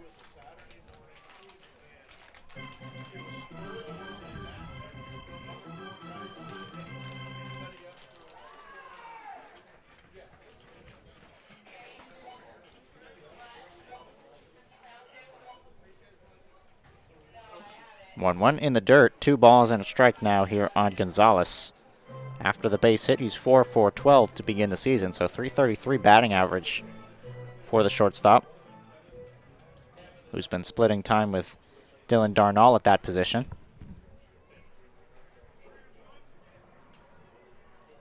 Looking to get on base for the top of the order, which looms behind him in the form of Ryan Bachman as the curveball drops in there. 2 balls, 2 strikes on Gonzalez. That's in there for strike 3. Catches the top of the zone. Back-to-back strikeouts, both looking to begin the bottom of the 4th inning. As Evans and Gonzalez are both down on strikes. And with 2 away, top of the order comes up Ryan Bachman.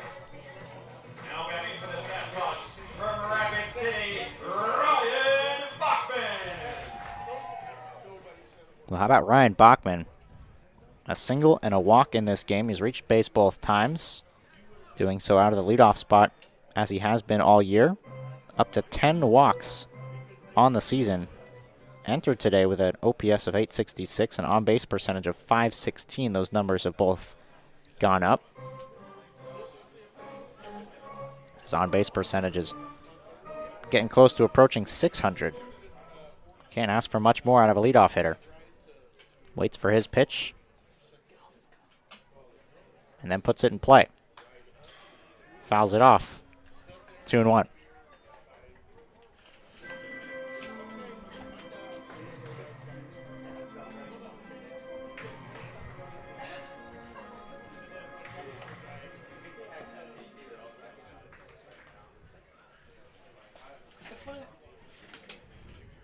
Obrecht misses upstairs to make it 3 balls and a strike here on Ryan Bachman, who's looking to get on base for a 3rd time and walk for an 11th time on the year.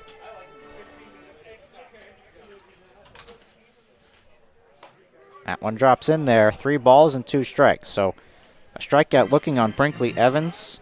Strikeout looking of Matthew Gonzalez. And now looking to strike out the side here on Ryan Bachman. On a full count pitch, it's popped in the air to right field. Drifting back on it is Perrin. Settles under it and puts it away for out number 3. First 3 up, 3 down inning we've seen from either side happens here in the bottom of the 4th. We're headed to the 5th. Nebraska on top 5-1.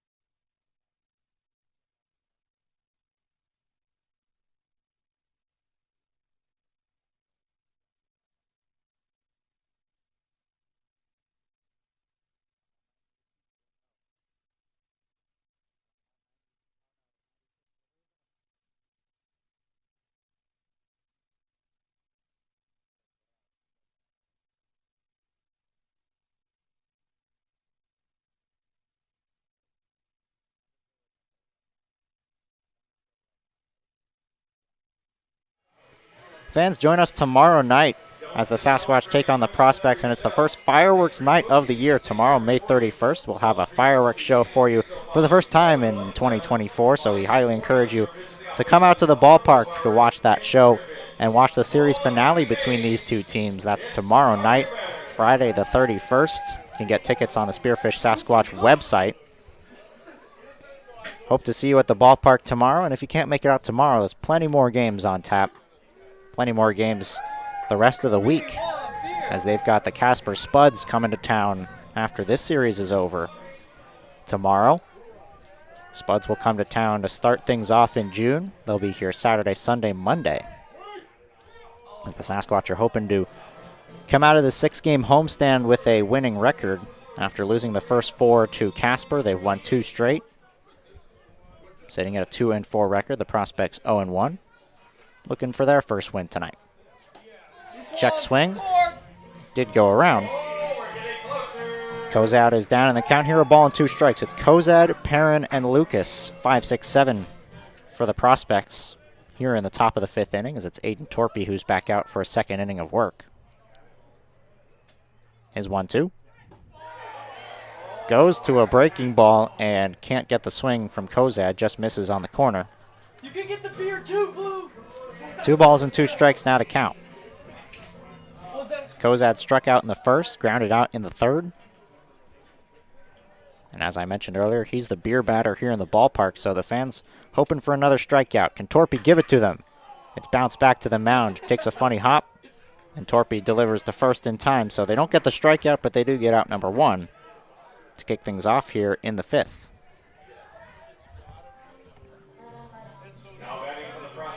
Brings up Jacob Perrin, who has had a tough day at the plate. Hit by a pitch in the 2nd, scored a run. Hit by a pitch in the 3rd. Hoping to avoid getting plunked here. Those hit by pitches both came off the Sasquatch starter Jackson Renz, and nearly hit again by Aiden Torpy. Renz went 3 innings. Torpy pitched the 4th, gave up a run. Working through a 2nd inning now in the 5th, and falls behind Perrin here 2-0. Nice crowd on hand here at the ballpark. Bit late arriving through the 1st inning, but they're here. The rain has let the baseball play. And a swing and a miss on Perrin makes it 2-1.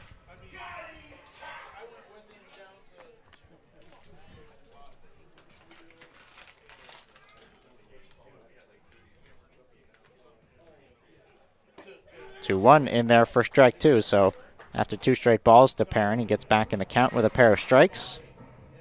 Perrin yet to swing the bat in this at-bat. 2-2. Grounded to second base hole, and that's going to get past Bachman into right field. Just found a hole in that right side as Bachman was shaded up towards the middle infield. More towards that second base bag, leaves a hole, and Perrin finds it. He's aboard for a third time with a single, and now some threat on the base pass in terms of stolen bases, as Perrin has already stolen once. He was successful. Here's A.J. Lucas, who Sasquatch pitchers have had the better half of in this game, with 2 strikeouts already. He's 0 for 2. And he chops the first pitch foul. Bottom 3 of the order now is Lucas in the 7th spot. Nebraska trying to manufacture some offense in the bottom third of their order to turn the lineup over and try to tack on some more runs to this 4-run lead. 5-1 is your score here in the top of the 5th, as Torpy checks back in at first on Perrin. 5 runs on 7 hits for Nebraska, 1 run on 5 hits for Spearfish. Appreciate you for tuning in, sticking with us here on this Thursday evening for the second game of this 3-game set.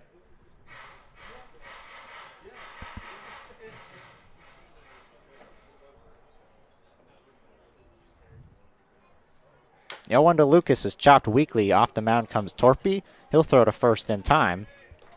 So the ground out advances Perrin to second base, but it's also out number 2. And Grant Ryan will come up.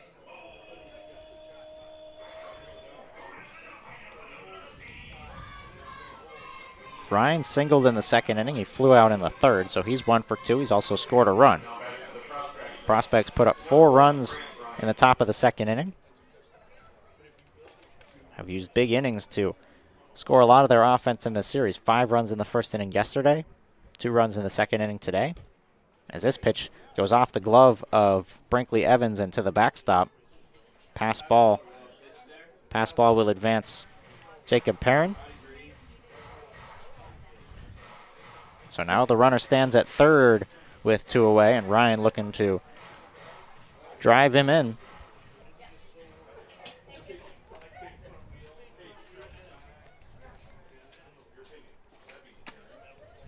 One-0 from Torpy. Drops low. 2 balls, no strikes. No action in the Sasquatch bullpen. Carson Obrecht, who's worked 4 innings and 1 run, is sitting in the dugout as action goes on in the Nebraska bullpen, but nobody thrown in a hurry. Just some light tossing. Another ball hit back to Torpy, and he's going to get an assist on all 3 outs in the half inning as a ground out by Ryan ends the frame. Nebraska held without a run here in the top of the 5th inning. It's Green, Rakes, and Bowman coming up for the Sasquatch in the bottom of the 5th when we return.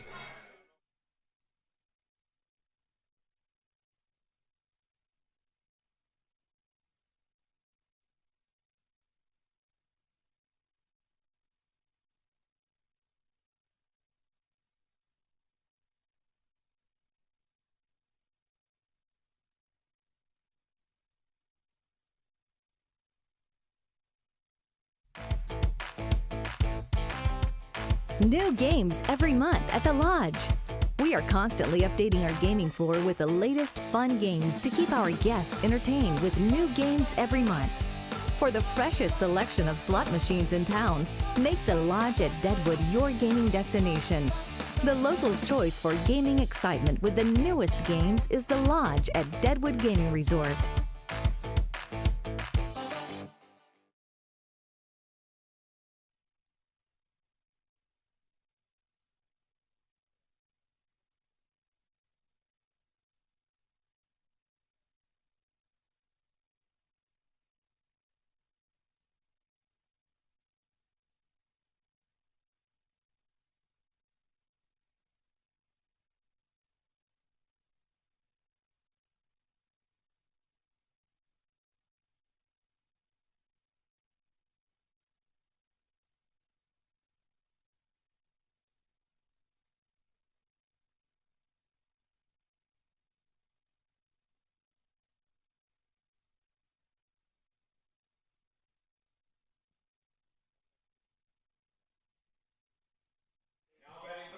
Ben Green will lead things off in the bottom half of the 5th inning with the Sasquatch trailing 5-1.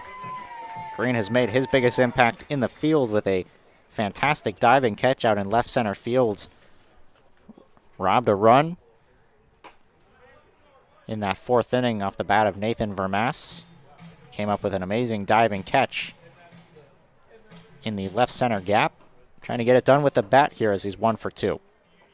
As that one clips him on the front foot, he's going to reach base on a hit by pitch. A fun story as well on Carson Obrecht. I was told before the game started when I was getting the lineup from Nebraska. If you were watching yesterday's game, you might have noticed the second umpire in that game wasn't really wearing umpire gear. He was in his shorts and he was standing out in the fields. But I was told before the game started that that was actually Carson Obrecht, who was the second umpire of last night's game. So he goes from that to making a start today. As Patrick Rakes lost one into center field, that's going to drop in front of Stenger in center. So Rakes loops one into center field, not hit that hard, but Stenger misjudged it a bit off the bat, started back in, couldn't come in time, and now the Sasquatch rallying here in the bottom half of the 5th inning. Got first and second with nobody out, and Jordan Bowman coming up. The 6th inning is when the Sasquatch did their damage last night, putting up 5 runs. Today trying to mount a rally in the 5th as an arm loosens in the Nebraska bullpen. Breaking ball clips the top of the zone on Bowman for strike 1. Bowman popped out in the 1st. And singled and reached on an error in the 3rd. Swings and misses on the 0-1, 0-2.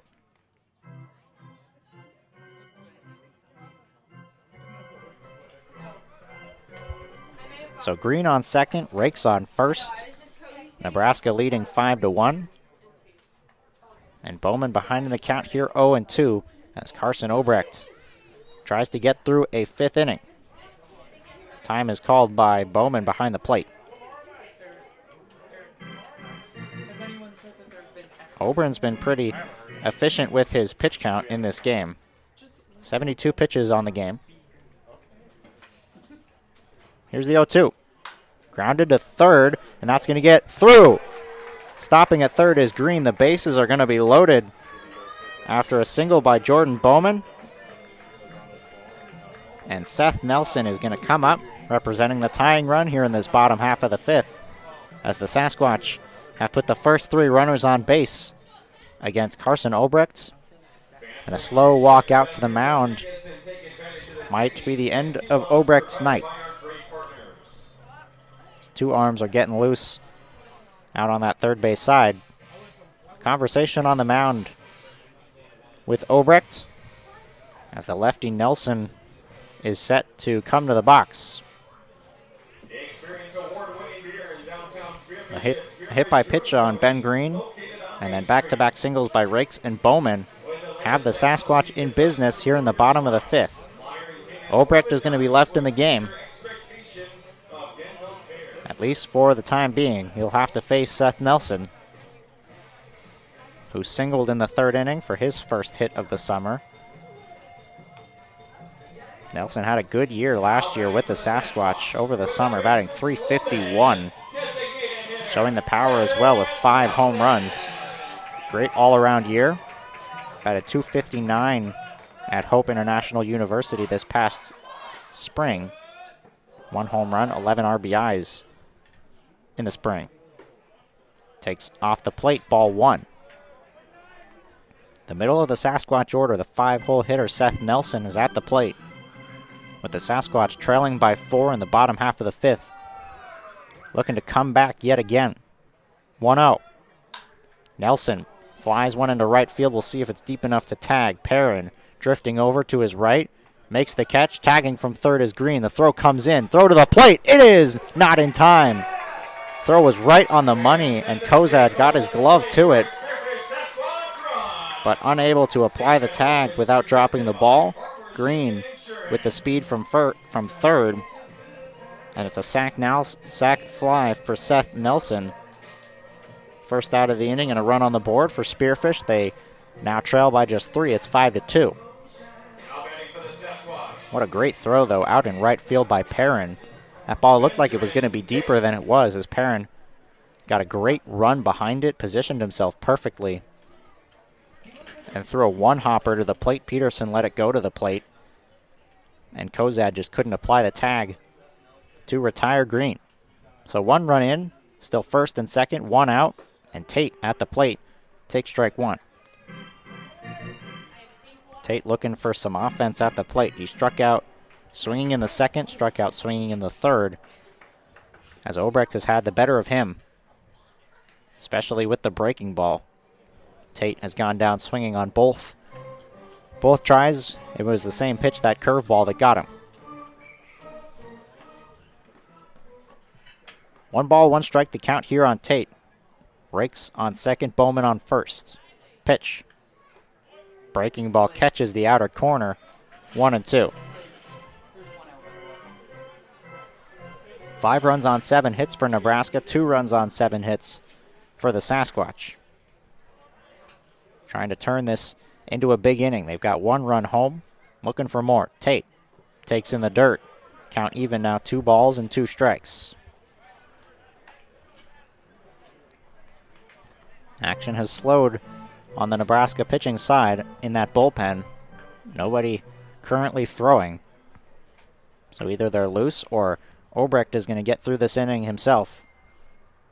2 balls, 2 strikes on Tate. The pitch. Breaking ball, he lays off it. The ball gets away, and both runners are going to advance. On the pitch in the dirt, the wild pitch will advance both runners another 90 feet. And now Rakes stands at third, Bowman at second, and Ben Tate looking for a big swing here on 3 and 2 with 1 away. Braden Gastisha stands on deck.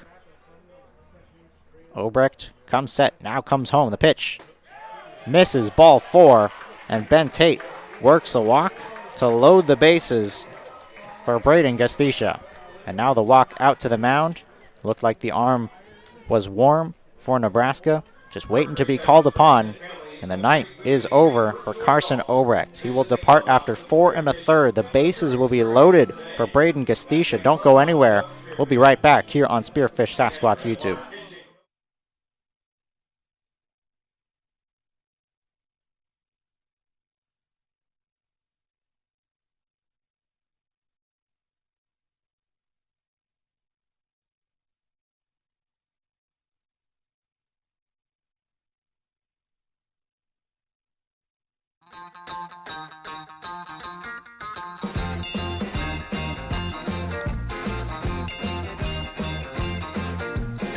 I wanna shout out to the world so they know my sweet baby loves me so.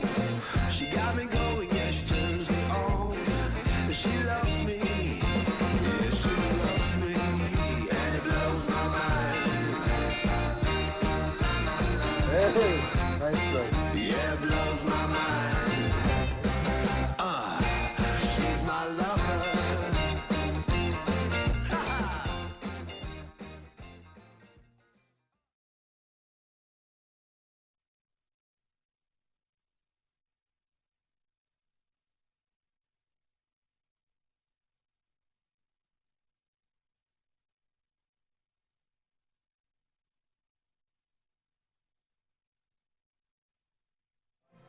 Josh Kilzer out of Wayne State is going to take over for Carson Obrecht, who goes 4 1/3, gives up 7 hits, strikes out 5, walks 3, gives up 2 runs, both of them earned, but he's going to leave the bases loaded. All 3 runners are his responsibility. This 5th inning began with a hit by pitch to Ben Green on a curveball that just clipped him on the top of the foot. Patrick Rakes then singled,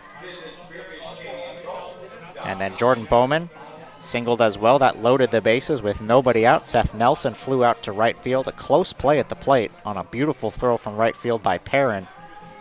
Ben Green was able to slide in safely to score the first run of this half inning for Spearfish, the first of hopefully several for the Sasquatch. Sac fly by Nelson, then Ben Tate worked a walk on a 3-2 pitch. A good at-bat was the final batter that Carson Obrecht faced. And the bases are going to be loaded, so it's Rakes at third, Bowman at second, Tate on first. The new pitcher in the game, Josh Kilzer, is going to have to try to work out of this bottom of the 5th inning.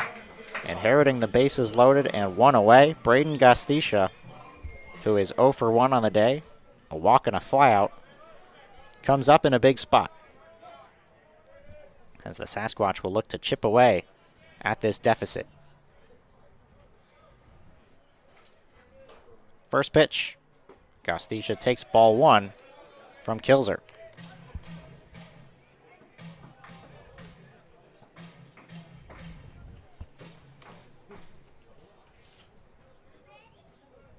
Big at bat here in this ball game in the home half of the 5th.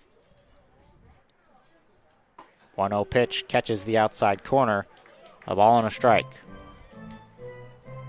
This is the bottom third of the order for the Sasquatch. Gastisha, Evans, Matthew Gonzalez, 7, 8, 9. Those 3 combined, 1 for 5 this afternoon. That's in there again, the same spot as the pitch prior. Catches the zone, 1 and 2. Strikeout is almost exactly what Kilzer is looking for. Strikeout, pop out, anything that keeps these runners put is exactly what Nebraska is looking for. Sasquatch just trying to get at least another run home in this half inning. The 1-2. That's in the dirt, 2 and 2.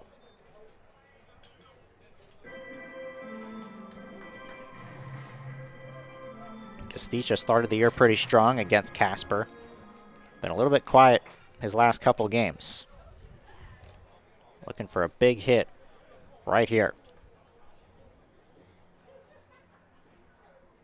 Kilzer's 2-2.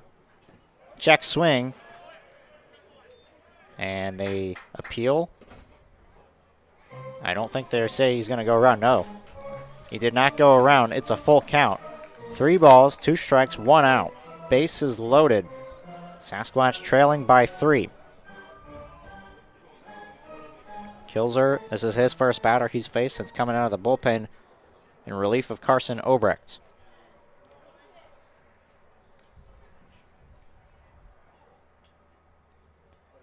Here's the 3-2. Line drive, right to short. They'll step on the bag for 1, and the throw to first, a double play. Gastisha grounds into a 6-3 double play, and the Prospects escape the jam with just 1 run given up. They'll carry a 5-2 lead into the top of the 6th inning as the Sasquatch unable to tack on more.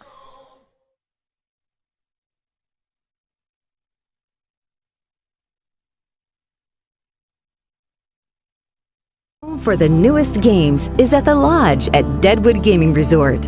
When you're looking for the latest and greatest games, the Lodge is the place for you, as we are constantly updating our gaming floor with new and exciting games.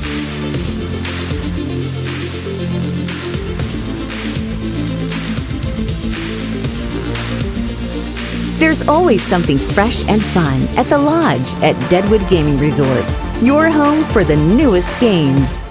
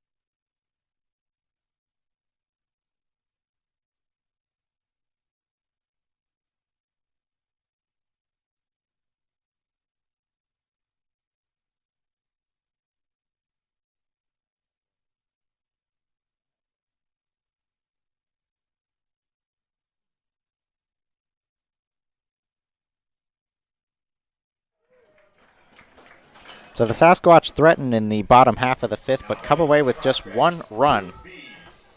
They've left now 8 runners on base through 5 innings, as it's Aiden Torpy who's back out on the mound for a 3rd inning of work For Spearfish, he'll have to deal with 9, 1, and 2 in the prospects order. What a job out of the bullpen by Josh Kilzer. Comes in relief of Carson Obrecht. Base is loaded, 1 out. Braden Gastisha at the plate. And gets exactly what he's looking for. A double play ball to get out of the inning. Keep the Sasquatch at just 2 runs. Quickly ahead here, 0-2 on Bice. 0-2 from Torpy. That's in the dirt. Bice singled and drove in a run in the 2nd inning. He grounded out in the 4th, so he's 1 for 2.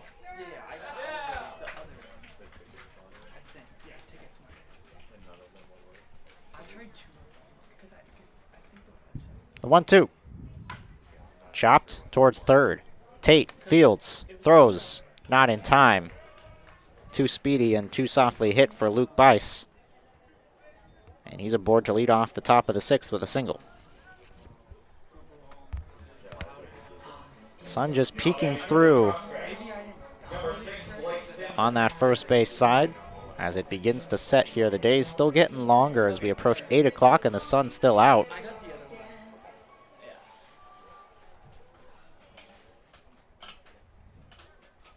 As digging in now is Blake Stenger. First pitch to him. In there for strike 1. Some action in the Sasquatch bullpen as an arm is loosening. No hurry, though, to get him loose in a hurry. 0-1. Check in at first. Bice is back in.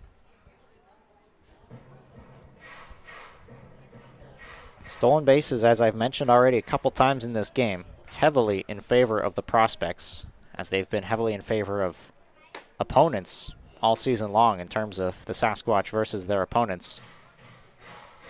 Sasquatch just haven't been able to manufacture runs on the bases like other teams have.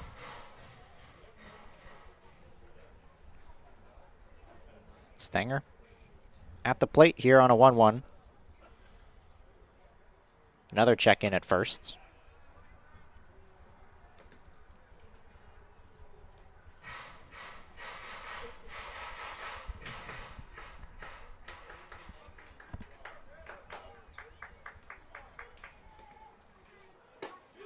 One catches the inside corner. 1 ball, 2 strikes now, the count on Stenger. Obrecht's done a good job pounding the zone for the most part since coming in. Has not issued a walk. He's ahead now of Stenger here, 1-2. The pitch. Sails outside.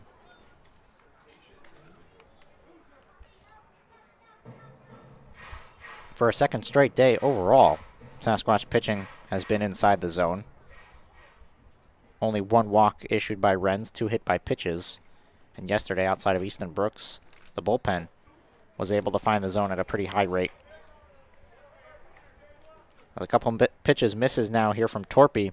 Count goes full now on Stenger. Behind him is the 2-hole hitter Tyler Palmer.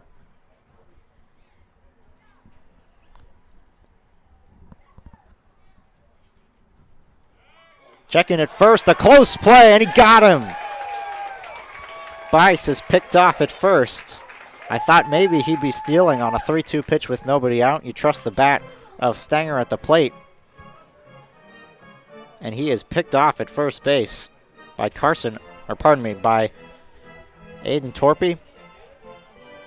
And that's the first out now of the inning. 1 pitch away from a strikeout could make it 2 quick outs. 3-2 from Torpy. Swing and a miss, he does. Gets the strikeout on Stenger. And that's going to be it as Justice Scott, the head coach for the Sasquatch, will point with the right hand. A right-hander will come out of the pen, and the evening is done for Aiden Torpy. He goes 2 2/3. He'll depart with nobody on, and a new arm will come into the game. When we take a quick break here on Spearfish Sasquatch YouTube, we'll return and introduce you to the new pitcher.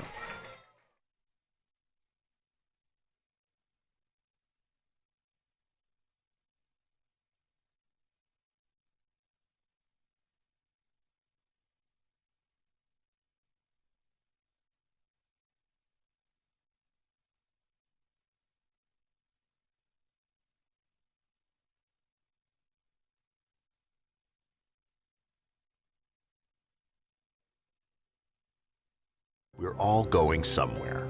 Going higher, faster, farther. Going in new directions, to new places. At Monument Health, we keep going so you can keep going. We're dedicated to advanced orthopedic care with the latest innovations, technology, expertise, and treatment. So keep exploring, keep making memories, keep going with Monument Health as your partner. Learn more at monument.health/orthopedics.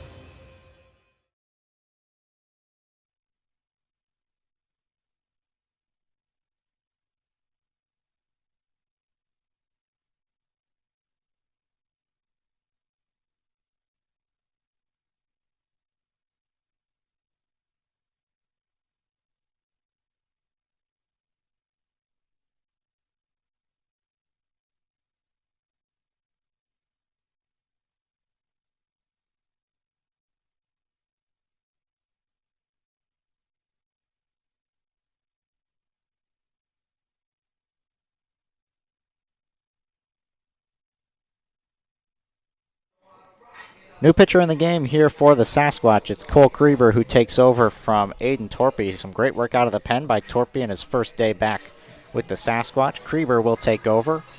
Not an ideal start for him on the season. An inning and 2/3, 6 runs, all of them earned. So he'll try to right the ship here in this outing against the Prospects, coming in with a pretty clean slate. 2 outs in the bottom of the 6th inning. Good opportunity for him. And a ground ball is hit on the first pitch to Gonzalez. Shifting over, makes the long throw to first in time. 1 pitch is all it takes to end things in the top of the 6th. Krieber does the job. Sasquatch bats coming back to the plate, trailing by 3.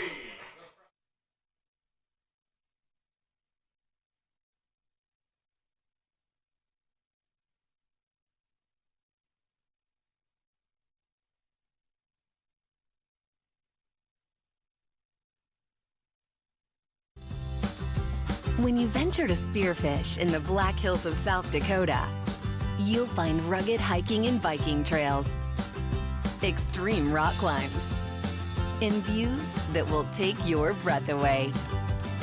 Plan a spearfish vacation and come find your adventure. Spearfish, my great place in South Dakota.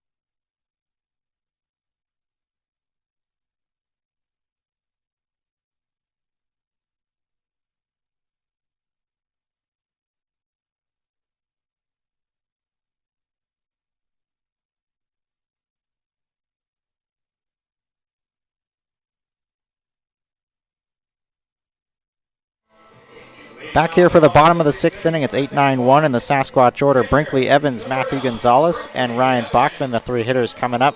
For the Sasquatch, they'll take on the same pitcher, Josh Kilzer, who was able to get out of the jam in the bottom half of the 5th inning. Came in with 1 out and the bases loaded. Got a double play ball off the bat of Gastisha to limit the damage in the 5th to just 1 run. The Sasquatch find themselves with 12 outs to work with, needing 3 runs. Brinkley Evans, who struck out both times today, looking for his first hit of the summer. First pitch, foul tip, strike 1.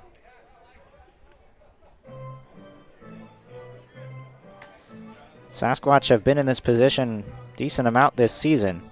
Found themselves trailing against Casper in the final game of that series. Came back to storm all the way back, making it a 10-9 ball game. Put the tying run on third with 2 outs and couldn't come all the way back to win it. But they've found themselves trailing a decent amount. They're comfortable in these scenarios. Head coach Justice Scott has praised the team's ability to fight back late in games. No matter what the situation is, they put together good at-bats. They get runners on base and they try to bring them home. Needing 3 runs here today. 0-2 pitch coming to Evans. In the dirt, 1-2.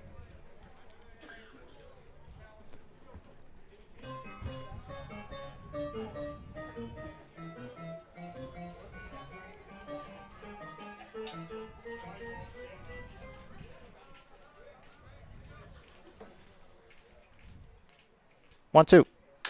Chop to third. Buys. Throws across the diamond for out number 1.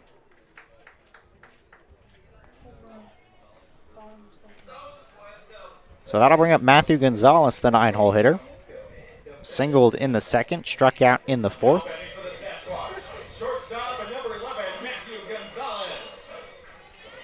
Trying to turn the lineup over with some runners on.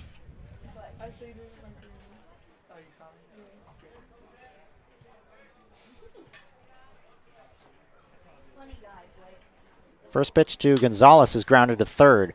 Goes off the glove of Buys, but he recovers and throws across to get Gonzalez. Back-to-back groundouts to third.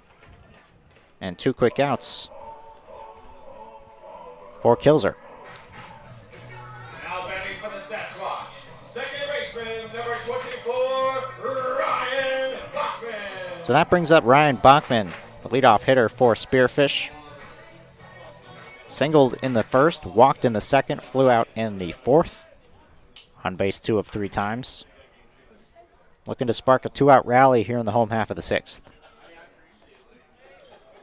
Takes in the dirt, ball 1.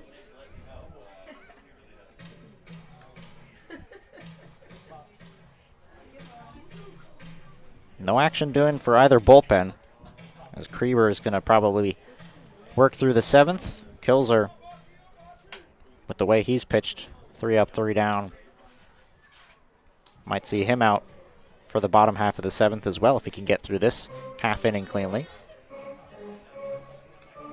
2 balls and no strikes to count on Bachman.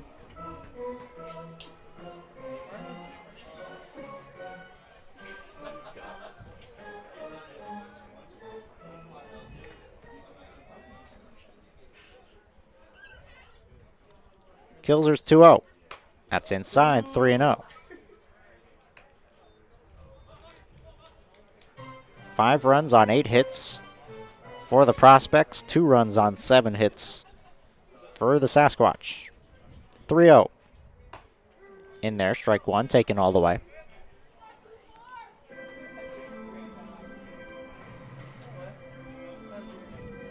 Sasquatch have only been set down in order once this game. That was in the 4th inning, 1-2-3. Bachman in the air, left field, pretty well hit. Palmer going back on it. And he'll make the catch in left center field. 3 up, 3 down in the bottom of the 6th. We're headed to the 7th, 5-2 Prospects. Football fans, take your sports wagering experience to the next level at BetLodge Sportsbook, the premier sports betting venue in South Dakota. Surrounded by luxury seating, our massive 42-foot seamless video wall is the largest in the area, displaying all of your favorite NFL and college football. Place your bets with our sports desk personnel or visit our easy-to-use betting kiosk 24 hours a day. The best place to touch down and catch the game is at BetLodge Sportsbook, located inside the lodge at Deadwood Gaming Resort.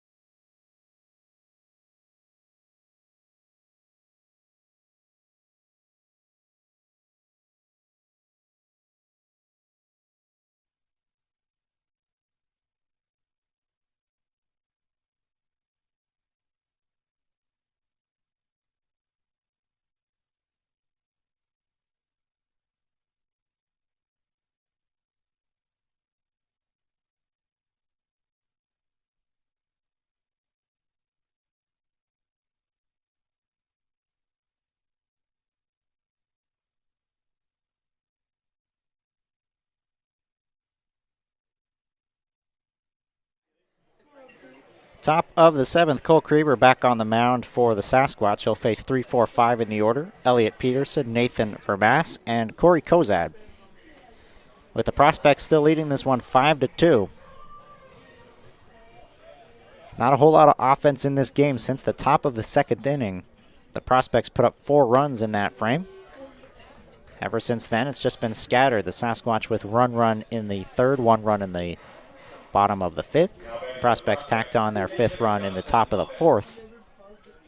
Been quiet since then. Ball and a strike to count. This is not Peterson at the plate, actually. The Sasquatch, or pardon me, the Prospects have gone to the bench. It's Jonathan Moffitt who is pinch hitting.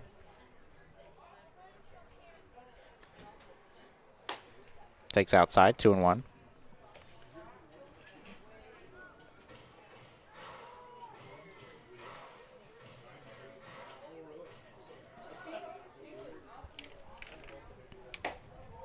Swing and a miss on the 2-1.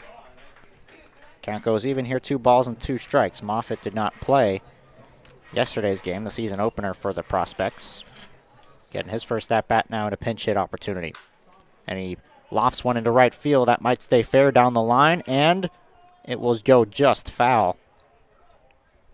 Castisha was playing way off the line out in right center field, so if that ball dropped fair, would have been extra bases for sure. Instead, winds up a foul ball.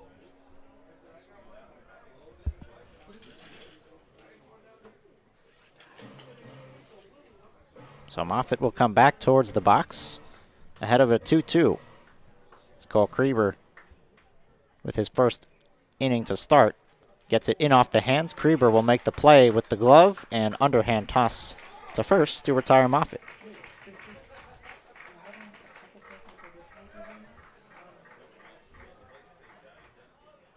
Now batting for the Prospects, number 19, Nathan Vermont.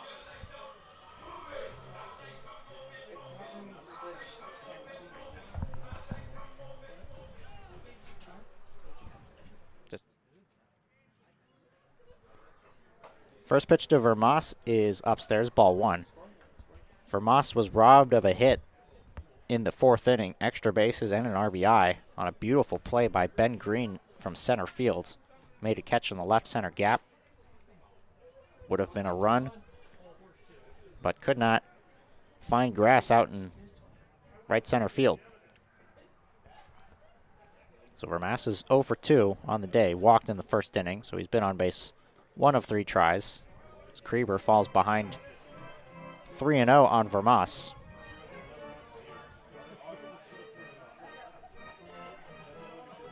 Krieber in his earlier outings, an inning and 2/3, 6 runs heading into today. Struggled to find the zone in the outings against Casper. Finds it there on 3-0 to make it 3-1.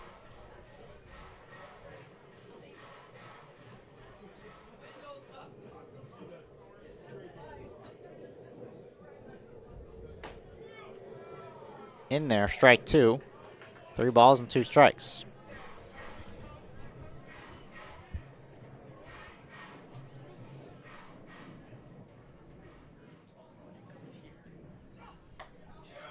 Missed with that one, so the count goes, or that's ball 4, pardon me. Vermas is aboard with a walk for the 2nd time. That brings up Corey Kozad, who's 0 for 3 on the day. Struck out in the 1st, grounded out in the 3rd, and grounded out in the 5th.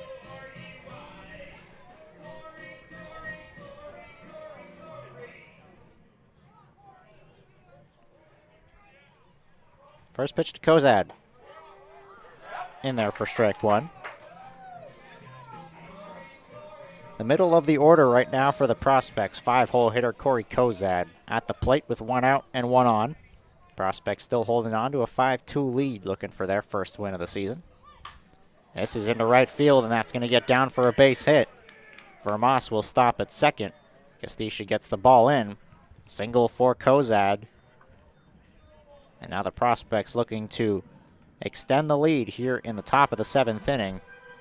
It got first and second with 1 out, and Jacob Perrin coming up.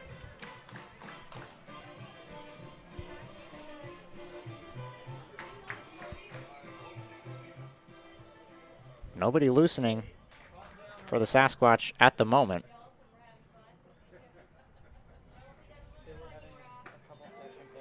in there for strike one, 0-1.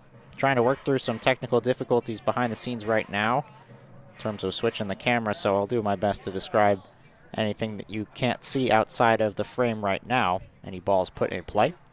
0-1. Count goes even. Here, 1 ball and a strike.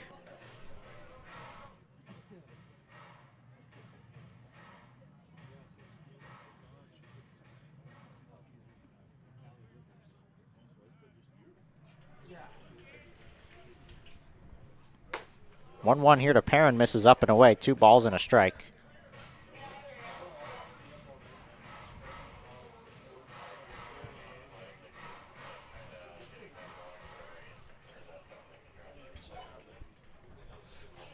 As we said, some technical difficulties, so we're going to switch the camera just to a wider angle so you can see the whole field here for the time being as this pitch is fouled away. 2 balls and 2 strikes now to count. Kids get lined up by first base dugout to run the bases with Simpson. Come up through the 7th inning stretch with 1 down in the top of 7. Big opportunity here for Perrin at the plate. For Moss at second, Kozad at first, 1 away. Grieber looking for a shutdown 7th inning. 2-2 in the dirt. Evans got a piece of it, but not enough. Ball trickles away. Both runners will advance. And the count goes full now on the wild pitch.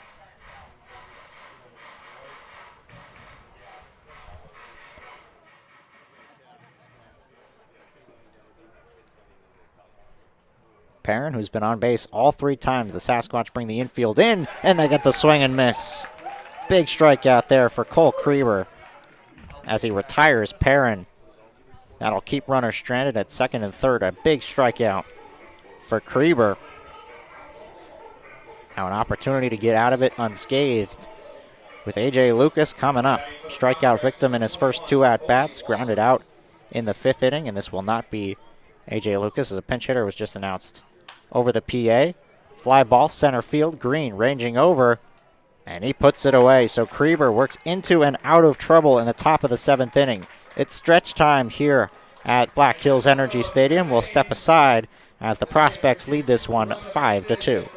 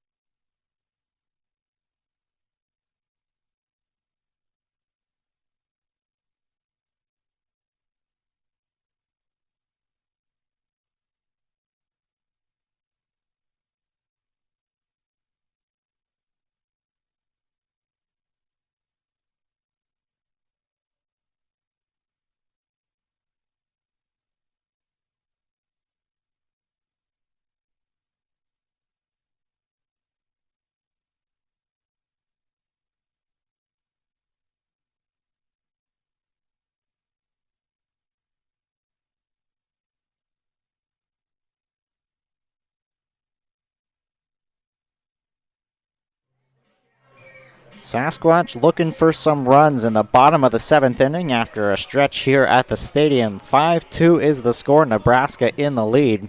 And the Sasquatch are going to bring up the middle part of their order. 2, 3, 4. Ben Green, Patrick Rakes, and Jordan Bowman looking to spark some offense.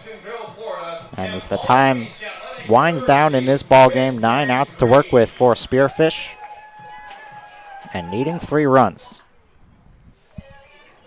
Kilzer still on the mound for the Prospects. He misses outside with a fastball on Green. Ball and no strikes now on the center fielder. Reached base 2 of 3 times, a single in the first, a fly out in the second. Hit by pitch and came around to score in the 5th. Shows bunt and bunts it foul. Count even here on Green. The sun's still peeking through now, shining over the top of the buildings out in right center fields. As we approach 8:20 here in Spearfish. The 1-1 on the way from Kilzer. Gets a swing and miss on Green. Ball and 2 strikes now.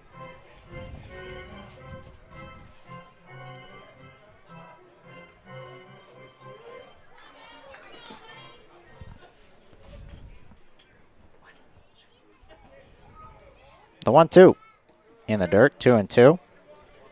A leadoff base runner here would just be big for the Sasquatch. Green led off the 5th inning with the hit by pitch and then came around to score in that frame. Sasquatch looked like they'd be able to tack on several runs there, but a double play ball from Braden Gastisha ended that half inning. Sasquatch brought home just 1. Green holds up and takes ball 3, so a full count now on Green. Trying to replicate the same success they had in that half inning. Only looking to put up a crooked number here in the home half of the 7th. 3-2 to Green. Chopped. He'll stay alive.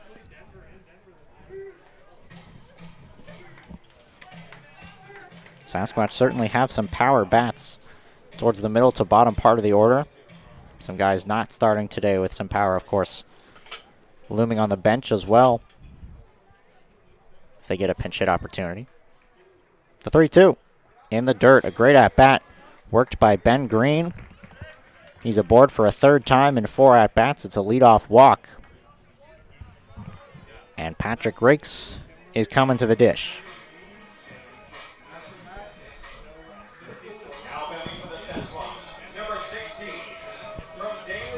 Rakes has been relatively quiet in this game. Reached on a fielder's choice in the 1st, flew out to center in the 3rd, and then singled in the 5th. Was left stranded at 3rd to end that half inning. First pitch misses outside to Rakes. This is a big spot in this ball game with the middle part of the Sasquatch order up, and Kilzer maybe a little bit tired on the mound. Had to come in the 5th inning, so he's worked through the 5th, the 6th. Now trying to get through the 7th. Missed again. 2 balls, no strikes on Rakes. Some stretching going on in the prospects bullpen, though nobody's picked up a baseball yet. 3 guys starting to get a little bit loose with the armbands. The 2-0 to Rakes. That's in there. Catches the upper part of the zone. 2 balls and a strike. Sasquatch with 2 runs on 7 hits, 8 runners left on base.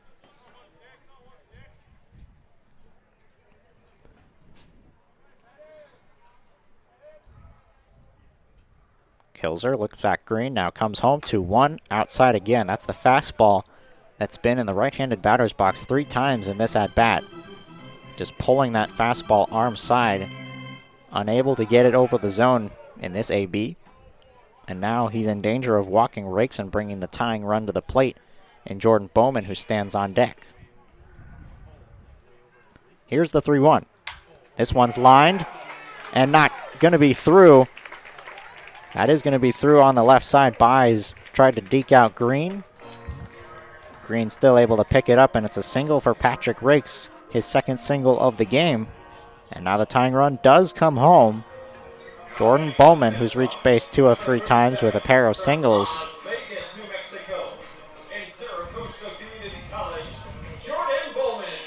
As Kozad will talk things over with Kilzer on the mound.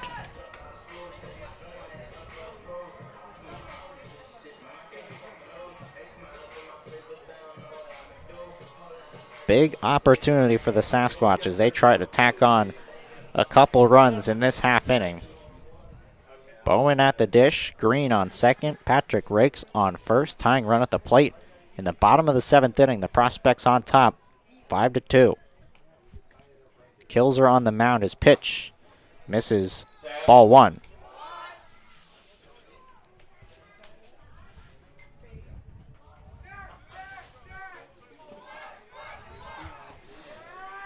Crowd trying to get into it here on this Thursday evening. 1-0. That's ripped foul, as Bowman was well out in front of that inside pitch. Kilzer tried to sneak one through, but Bowman was able to get the barrel to it. Second baseman Lucas shading towards the bag at second, holding on Green. Now he backs off. Bowman checks his swing. Home plate umpire says he held up. They want to appeal to second, but no real appeal there. 2 balls and 1 strike now on Bowman. As Kilzer's fallen behind each of these hitters. Green reached on a walk, rakes, singled. It's a conversation now here with the home plate umpire from the coaching staff of the Prospects, presumably about the appeal. Seemed to be some frustration. We can't hear what he said or read lips from up here, but a little hand gesture looked to be frustrated with something. 2 balls, 1 strike. The count on Jordan Bowman. Pitch from Kilzer. Another check swing. This time he did go around. The runners are hung up. Throw is going to second base, and it's over top of the head of Lucas. Ryan backs him up and makes the catch. Green was just indecisive at second base. He took 1 step towards third, 2 steps back to the bag, another step towards third. And of course, Patrick Rakes is trying to read his movements to figure out whether he needs to advance or not. Thankfully, no out on the base paths for Spearfish. The check swing makes it 2-2. Kilzer's 2-2 offering in the dirt. And it's a full count here on Bowman. Another 3-ball count coming up, and a big pitch on the way from Josh Kilzer to Jordan Bowman. Sasquatch trailing by 3. They've trailed ever since the second inning. Here's the 3-2. And Bowman stays alive. Just gets a piece of it off the end of the bat. 2-4, 5-3-1. That's 5-3, 2-4, 5-31. Seth Nelson, the designated hitter, stands on deck. In his first day back with the Sasquatch since playing for them last summer. He'd have an opportunity on deck. Bowman, the 3-2. Inside it, hit him. And the bases are loaded. Nobody out as Bowman gets hit on the 3-2 offering. That's 3 straight runners who've reached base, and the go-ahead run will now come to the plate in the form of Seth Nelson.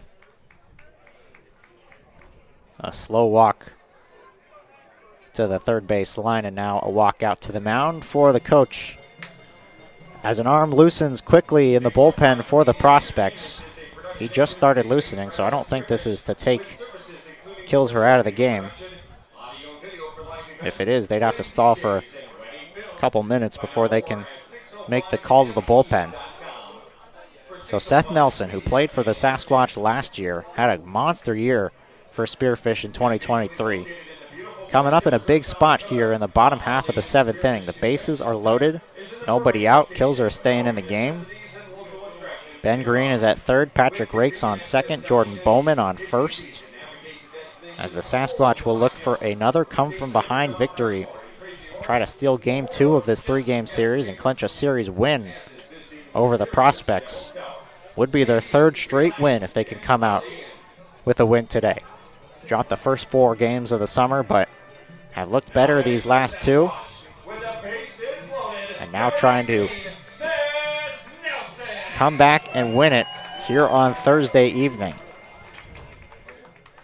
Nelson digs in from the left side. Kilzer is set on the mound. And here's his first offering. Nelson takes on the corner, strike 1. Nelson brought home a run in the 5th inning with a sac fly.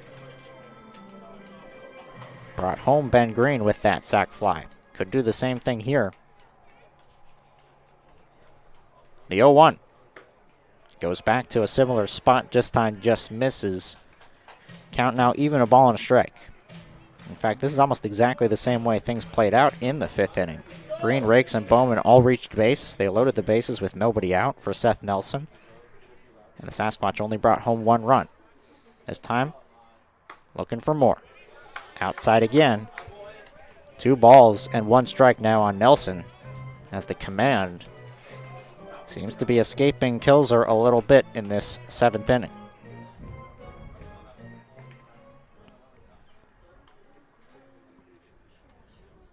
Two one. Outside again. Man, it's that same pitch, the fastball, that he's just not being able to command over the heart of the plate. Everything's running arm side for him. Tailing into that right-handed batter's box. That pitch hit Jordan Bowman, a righty. It's been tailing away from these lefties. And now, a 3-1 count. Big pitch. The pitch is popped up a mile high. That's going to get foul off the bat of Nelson. And here we go, a 3-2 count with nobody out and the bases loaded. We'll see what pitch Kilzer decides to go with. Does he trust the fastball to find the zone? Does he go off speed and get Nelson out in front? Here's his 3-2. Got him, strike 3. On a pitch on the outside corner, Nelson cracks a bit of a smile. All he can do after that, he thought it was ball 4. The Sasquatch thought they had their 3rd run of the game. Home plate umpire rings up Seth Nelson on a 3-2 pitch. And it's going to be up to Ben Tate. With 1 away now and the bases still loaded. Looking for that 1 big hit. That one misses, ball 1. Sort of what head coach Justice Scott said about the series in Casper. The ability to come back in the game, but just not able to get that 1 big hit. Last night, they got a couple big hits as part of a 5-run inning to come back and win. Tate in the air to left field. Going back onto his Palmer. It's over his head. 1 run scores. Here comes Rakes. He's going to score. Jordan Bowman around 3rd. The throw to the plate. It is not in time. Tate over to 3rd. He is safe. It's a triple. A game-tying 3-run bases clearing triple for Ben Tate. And the game is tied at 5 here in the 7th.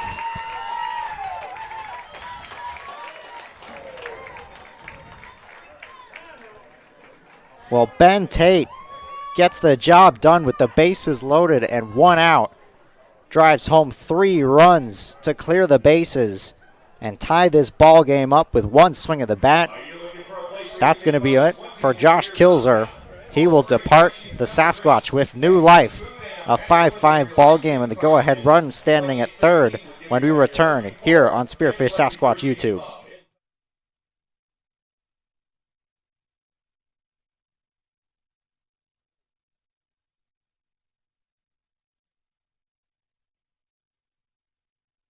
Jet Rogers at Peak Family Chiropractic and Sports Performance.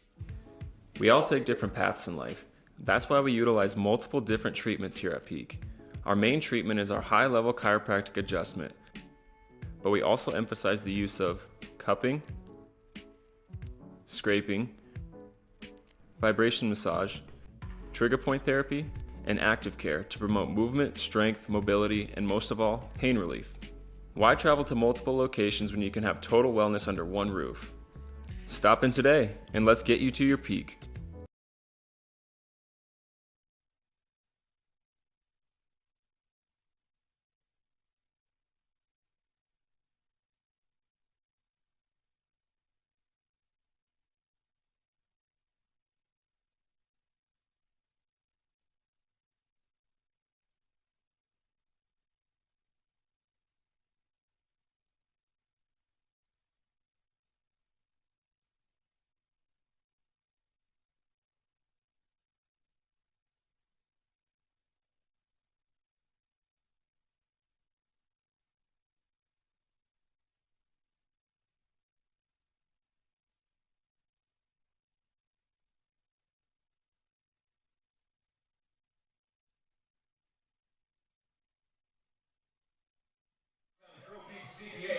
Kyler Hansen is the new pitcher out of the bullpen for the Prospects, as he will take over from Josh Kilzer. But how about Ben Tate coming through with a bases clearing 3-run double to get the Sasquatch back in this game to tie the ball game up. Off of Kilzer, the last batter he'll end up facing. Tate committed an error in the second inning as part of that 4-run inning. 3 unearned runs came in to score as a result. And then, with one swing of the bat, he brings home 3 runs to make up for that error and tie this ball game up. And now he is the go-ahead run here in the bottom of the 7th inning, as the Sasquatch will threaten with the tying run 90 feet away. The Prospects will be forced to bring the infield in on Braden Gastisha, who takes strike 1 on a first pitch offering from Hansen. Kilzer ends up going 2 innings. 3 runs, could be a 4th one if that runner from third does come around to score. Gastisha chops one to second. They bring the infield in, so they're going to go to first and hold the runner. Smart decision by Lucas. Gastisha grounds out to second, and that's out number 2. So the Sasquatch will go to their bench for one of their hottest bats this summer. It's going to be Kyle Finn, who pinch hits for Brinkley Evans, the catcher. This is a 1 at-bat opportunity. Finn, not a catcher. He's going to have 1 chance at the plate to try to give the Sasquatch the lead before he'll be replaced behind the dish. Chance Green would have to come in, the only other catcher on the team. Big opportunity for Kyle Finn here. 0-1. That's in the air to left field. That ball is foul. Just foul down the left field line. Maybe 2 feet left of the foul line. Just feet away from giving the Sasquatch the lead here in the bottom of the 7th inning, but he was right on that breaking ball. Now behind in the count here, 0-2. Brinkley Evans was 0 for 3. That was the scheduled hitter here in the 8th spot. The 0-2. Finn chops one up the middle, and that's going to get through. Lucas can't get there in time. RBI, pinch hit single for Kyle Finn. And the Sasquatch, with 4 runs in the bottom of the 7th inning, have taken the lead. It's 6-5.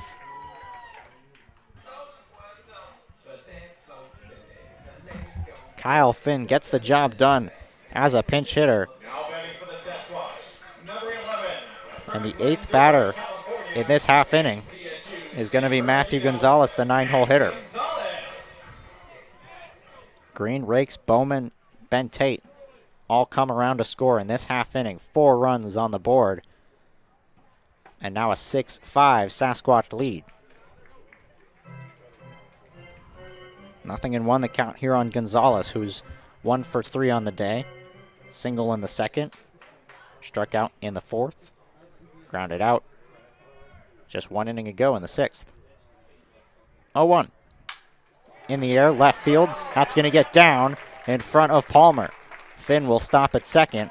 Second base hit of the game for Matthew Gonzalez keeps the train going here in the 7th inning. And now a 9th batter will come to the plate. It's Ryan Bachman, as the Sasquatch have officially batted around in the half inning. The book is closed as well. Now for Kilzer, 2 innings pitched, 4 runs. All earned. First pitch to Bachman. Swing and a miss. Big cut. Comes up empty.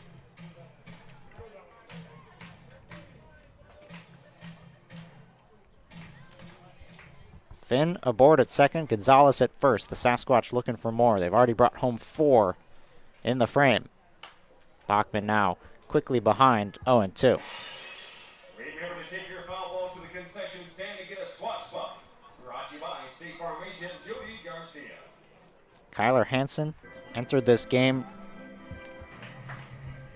in relief of Kilzer. Got a ground out to Gastisha, then a single RBI single by Kyle Finn to give the Sasquatch the lead. Single to Gonzalez, now facing Bachman. And he just misses on that one.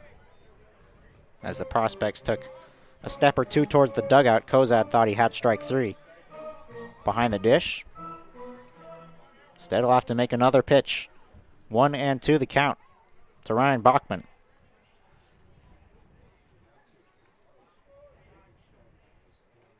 Bachman grounds one past the first baseman, Peterson, and into right field. Kyle Finn around third. Throw to the plate is not in time. RBI single, Ryan Bachman.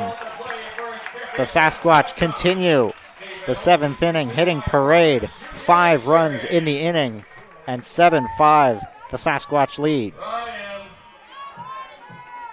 Moving first to third as well on the play was Matthew Gonzalez. And now Ben Green, who began this half inning with with a walk, is up for a second time. Well, basically just deja vu from yesterday. 5 runs in the 6th inning of last night's game to take the lead. 5 runs in the 7th inning of today's game to do the same for the Sasquatch as they come from behind and jump out in front. Still time for the prospects to answer those. They've still got 6 outs to work with across the 8th and 9th. Ben Green takes strike 1, count even now, a ball and a strike.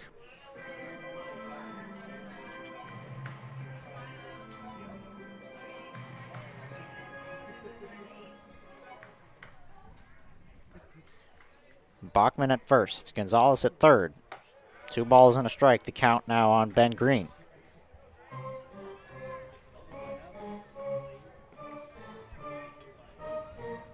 Green has reached base 3 of 4 times.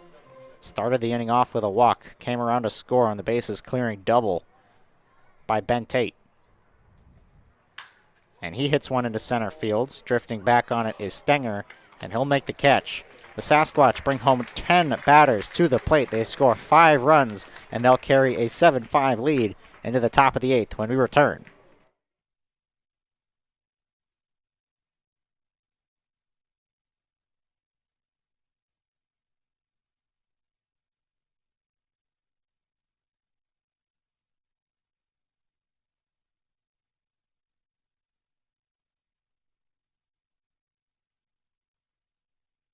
Knee replacement?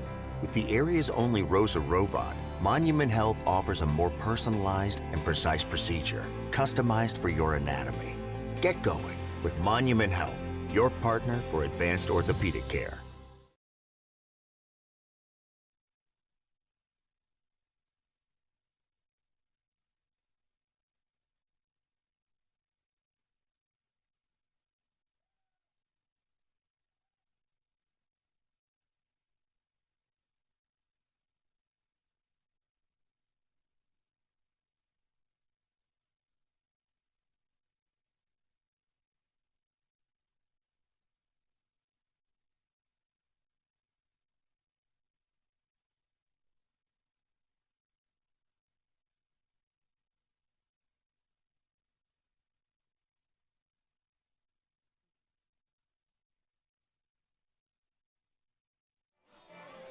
Kreber back out there for the top of the 8th inning as the Sasquatch will look for 6 more outs, from their pitching staff across the 8th and 9th innings.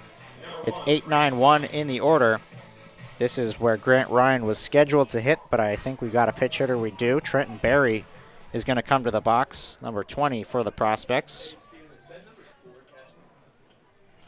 Chance Green will take over behind the dish.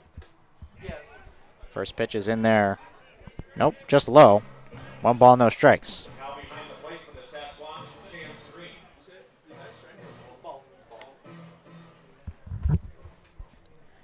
So the pinch hitter, Barry, to lead things off in the 8th.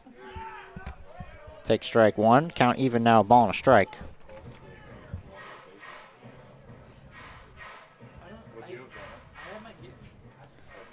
Barry 0 for 2 in yesterday's game where he got the start. And that one hits him. Exactly what the prospects are looking for. They're looking for base runners. Now trailing by 2. They're going to bring the tying run to the plate in the form of the 9th spot in the order. This is Luke Bises' spot in the order. But they're going to go to the bench again for another pinch hitter. It's Drew Borner who's going to pinch hit. Number 4, pitch inning. First pitch in there, a strike to Borner. Now on the bat for the prospects, number 4, Drew Borner. Borner got the start in yesterday's game as well. He was 1 for 3 with 2 RBIs last night. Takes over from Luke Buys, who was 2 for 3 today's game. Upstairs. Count even here, 1 ball, 1 strike on Borner. An arm is loosening in the Sasquatch bullpen as Krieber is trying to get through this 8th inning. See how long the leash is for him with the Sasquatch now in front by 2. Check in at first, close play, but Barry's back.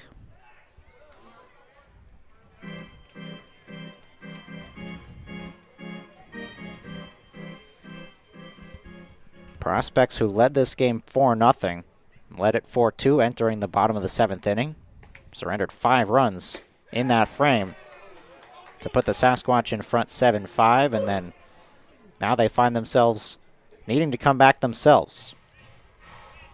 They should have 2 innings to work with as opposed to yesterday where they essentially only had the top of the 7th to do it after the rain delay.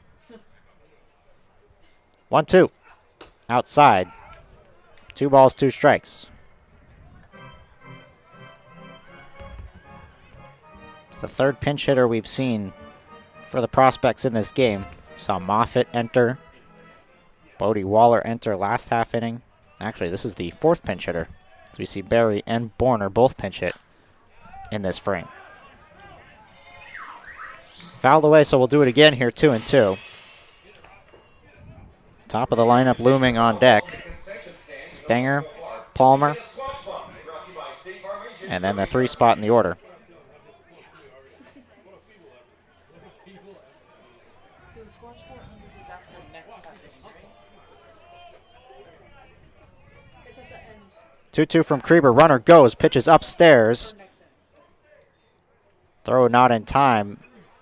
And he's jogging to first, but there was no signal from the umpire that the batter was actually hit by a pitch. I don't know if he said he got hit or whether he thought it was ball 4.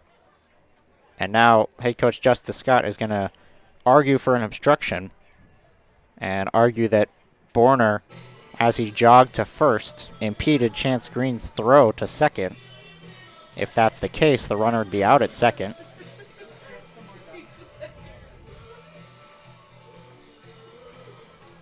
The bag once again falls off of the spot on second base. So they're going to have to go out and tend to the bag at second base. As it stands right now, it'll be a 3-2 pitch due up for Borner. A stolen base for Barry. No obstruction, no hit by pitch, nothing crazy going on there. And while that's going on, we'll give you an update around the ILB. The Hastings Sodbusters came out with the win today, 11-10 over the Oahe Zap. That game just wrapped up. So the Zap fall now to 1-5 to begin the season, while the Sodbusters grab their first win. 3 balls and 2 strikes to count on the pinch hitter Drew Borner. He represents the tying run here in the top of the 8th with the Sasquatch now in front, 7-5. Krieber comes set, now comes home, and he misses on a 3-2. Borner draws a walk.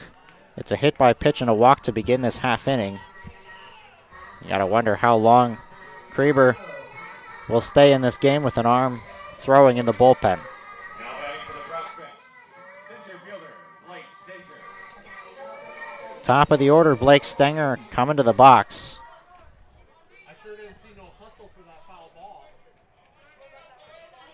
Top of the order, looking to get the prospects back in this game. Stenger grounds one through the right side. It's a base hit. Rounding third and headed for home is Barry. The throw to the plate is offline. Tag in time! What a throw in right field by Braden Gestisha. And Chance Green able to make the play at the plate. Braden Gestisha with a clutch outfield assist. 9-2. The putout. And the Sasquatch get out number 1 of the inning on a play at the plate. Barry is out at home. And the score remains 7-5. Wow, what a play. Bang, bang play at the plate.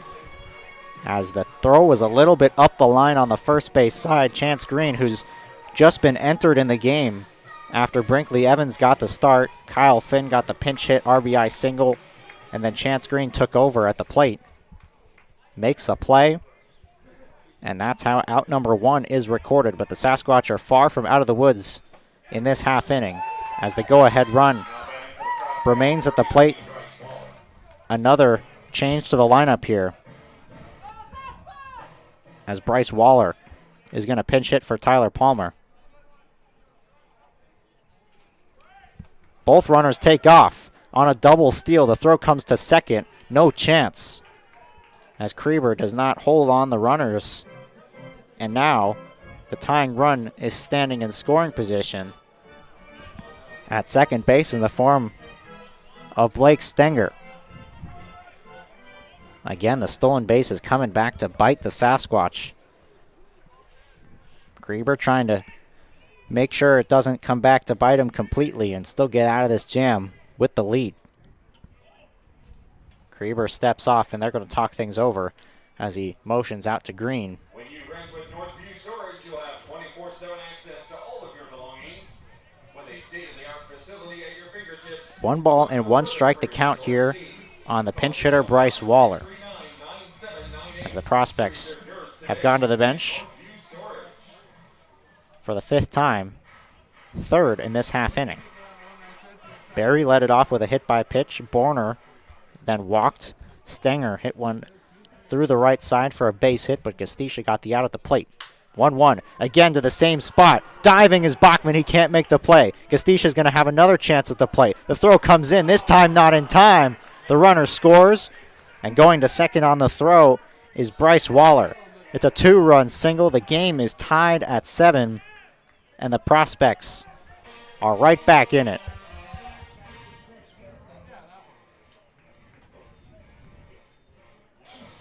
So Stenger and Borner come in to score on the 2-run single by the pinch hitter Bryce Waller.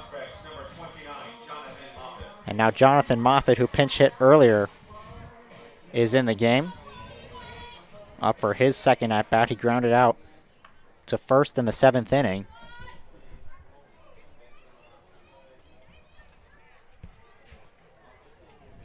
As Krieber now with the game tied and the go-ahead run in scoring position at second, trying to get out of it.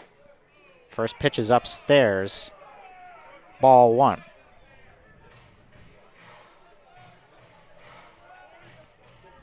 Opportunity for the middle part of the order. The only out Sasquatch have recorded was the out at the plate. Hit by pitch, walk, single, single. 7-7 the score. That one catches the outer part of the plate. 7 runs now on 11 hits for the prospects. 7 runs on 13 hits for the Sasquatch. 1 ball, 1 strike, 1 out.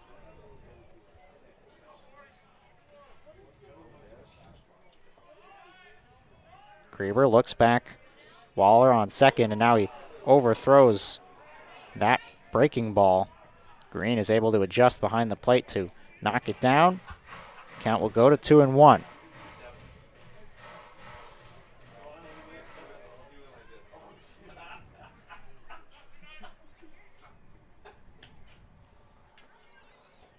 Bachman slightly holding on Waller at second base as Krieber looks him back, now comes home, and again he misses a fastball. A little bit of chin music upstairs on Moffitt. 3 balls and 1 strike. Now the count. If he's going to come after him, Moffitt should be getting a pitch to hit here.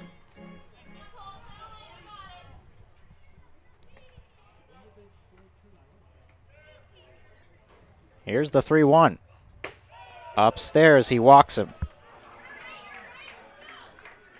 First and second with 1 away.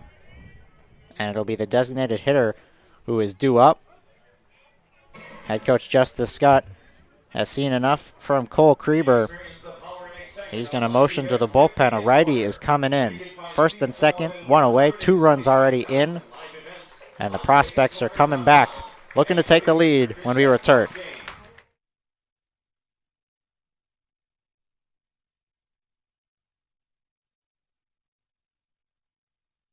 We're all going somewhere. Going higher, faster, farther. Going in new directions, to new places.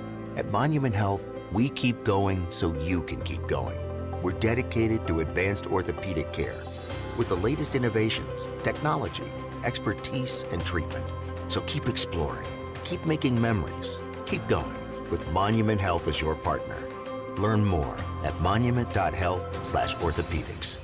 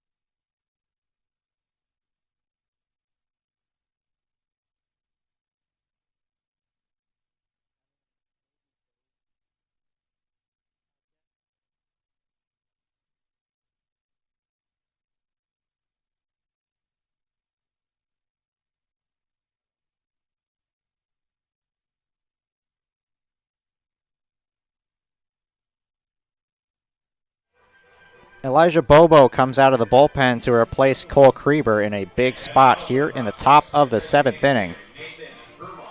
Nathan Vermas is the batter, the designated hitter, who is 0 for 2 on the day.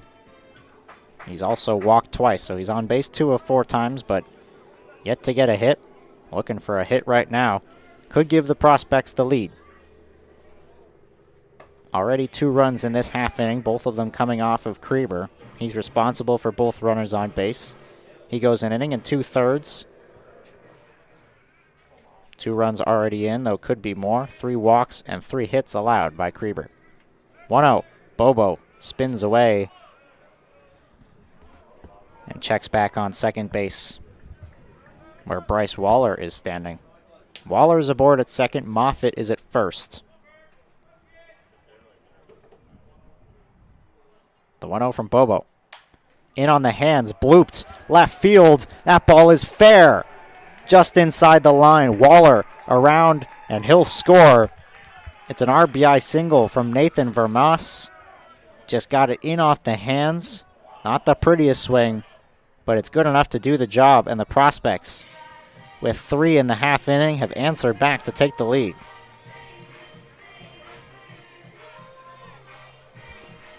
8-7 now the score as the prospects are in front. Run charged against Krieber, and Corey Kozad comes to the box. 1 for 4 day for Kozad. Singled in the 7th. Retired his other 3 previous plate appearances. And the Sasquatch, who sent up 10 batters to the plate in the bottom half of the 7th. This is now the 7th batter the Prospects are sending up to the plate in the top of the 8th. Count even here, a ball and a strike on Kozad. Bobo entered today with 2 innings pitched on the summer, had not given up a run. 3 strikeouts to 1 walk in his first outing.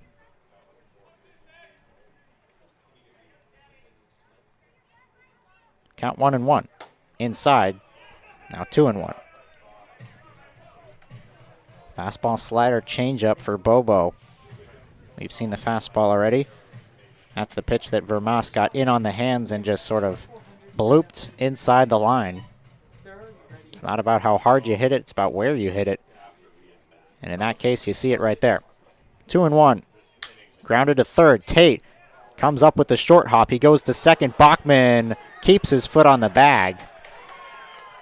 And they'll retire Vermas at second base. Reaching on the fielder's choice is Kozad. And moving to third is Moffitt. We saw that play earlier in the game in the 2nd inning. Almost the exact same play. When Stenger hit a ball to third and Tate pulled the throw, pulled Bachman off the bag, resulting in 3 unearned runs coming in to score in that frame. In this case, Bachman is able to keep the foot on the bag and make the play. So it's out number 2, and Jacob Perrin comes to the plate as Bobo will try to keep this at a 1-run game. Grounded to second. Bachman will charge, get it on the short hop, underhand, toss to first to retire Perrin. But the damage is done. The Prospects put up 3 runs in the top of the the top of the 8th inning. Sasquatch have 6 outs to get 1 run. We'll see how they can do it in the bottom of the 8th when we return. Do you know the locals' choice for gaming excitement?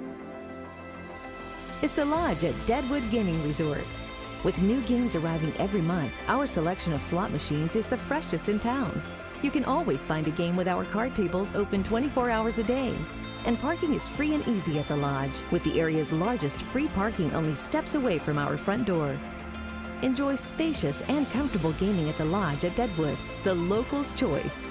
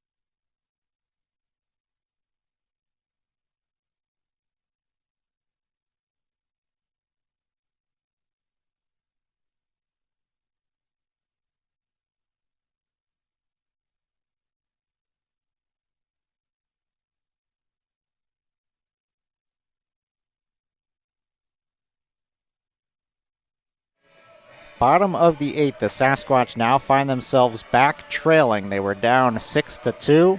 They scored 5 runs, making it a 7-5 ball game. Pardon me, they were down 5-2. They scored 5 runs unanswered in that bottom of the 7th inning. But then immediately after, in the top of the 8th inning, the Prospects plate 3 to take an 8-7 lead. It's Patrick Rakes, Jordan Bowman, and Seth Nelson who will bat here in the 8th. 1 pitch, 1 out off the bat of Rakes. And the Sasquatch are now down to just 5 outs to work with. Same pitcher there on the mound for the Prospects, as it's Kyler Hansen, who came over from Kilzer.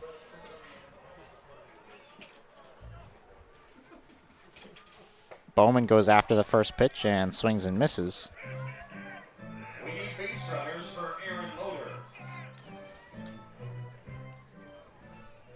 After all the pinch hits in the past half inning, Waller replacing Palmer at left, Moffitt replacing Peterson at first, Martin is in at right instead of Perrin, Barry at second instead of Lucas, and Borner instead of Ryan. And Waller at third. So almost a brand new defensive alignment for the prospects after the pinch hitting works out in the top of the 8th. 2-1. Bowman fouls it straight back. Remember to take your foul ball to the concession stand and hit a squatch buck. Brought to you by State Farm agent Jody Garcia. 2 balls, 2 strikes, the count here on Jordan Bowman. Bowman's reached base 3 of 4 times, a pair of singles, a hit by pitch as part of the 5-run 7th inning. Came around to score as well. Count goes full now, 3-2 as the Sasquatch desperately need a base runner. They want that tying run on base. Go-ahead run at the plate. Bowman. The 3-2 is popped up. Foul. Out of play. As this one will sail towards the concession stand. A lot of fans still sticking around here at the ballpark. It's been an entertaining game, as it was yesterday. If you haven't been able to make it out to a game against Legion or last night, highly encourage you to come to the ballpark for a game this summer if you're in the area. Enjoy some baseball here at Black Hills Energy Stadium. Bowman stays alive and fouls it off.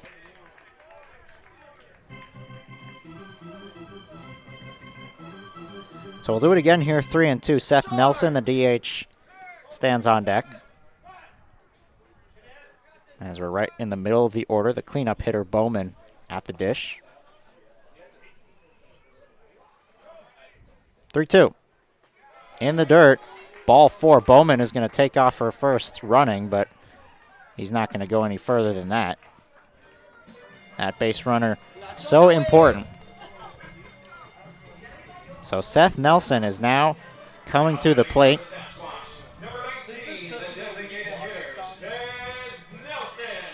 Jordan Bowman now represents the tying run, standing at first. Middle infielders communicating with each other about the defensive alignment, and Seth Nelson will dig in. Nelson's 1 for 3 with a single, also has a sac fly. Goes after the first pitch and pops one up foul, drifting towards the bullpen for the prospects, and it will go into that bullpen. 0-1 now here on Nelson. Nelson, the returner from last year, joined the team yesterday. Did not play in last night's game, but gets the start today. Was originally penciled in to play at first. Both him and Bowman swapped in the order. Bowman then ended up playing first. Nelson moving to DH. 0-1. Nelson gets under it and pops it up on the left side. At third. Catch is made there by Waller. And that is out number 2.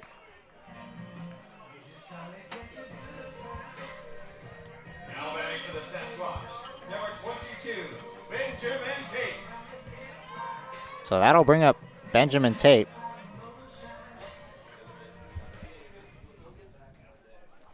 Looking for an opportunity here with 2 away in the bottom of the 8th. Tate skies one foul. That's going to the Sasquatch bullpen this time, and it lands in there. Tate had the biggest hit in the game for the Sasquatch, a 3-run double.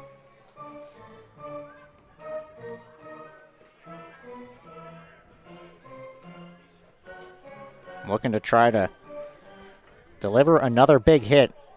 Put one in the gap and try to score Bowman from first. 8-7 the score here. Bottom of the 8th, Sasquatch down to just 4 outs. Time is called by Tate.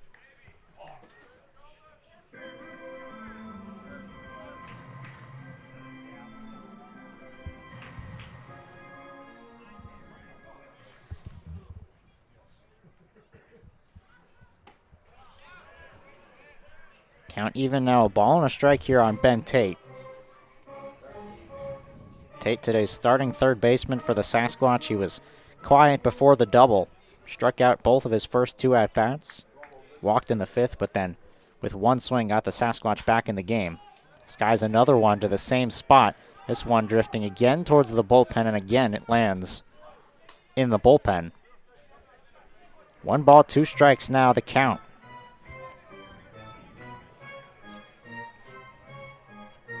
Tate is the 6th hole hitter, so if the Prospects can get this out here, they give themselves an opportunity in the 9th, 7, 8, 9 to have to finish the job without having to face the top of the order, Ryan Bachman and the rest, for another at-bat. What would be a 6th time. 1 ball, 2 strikes. That misses.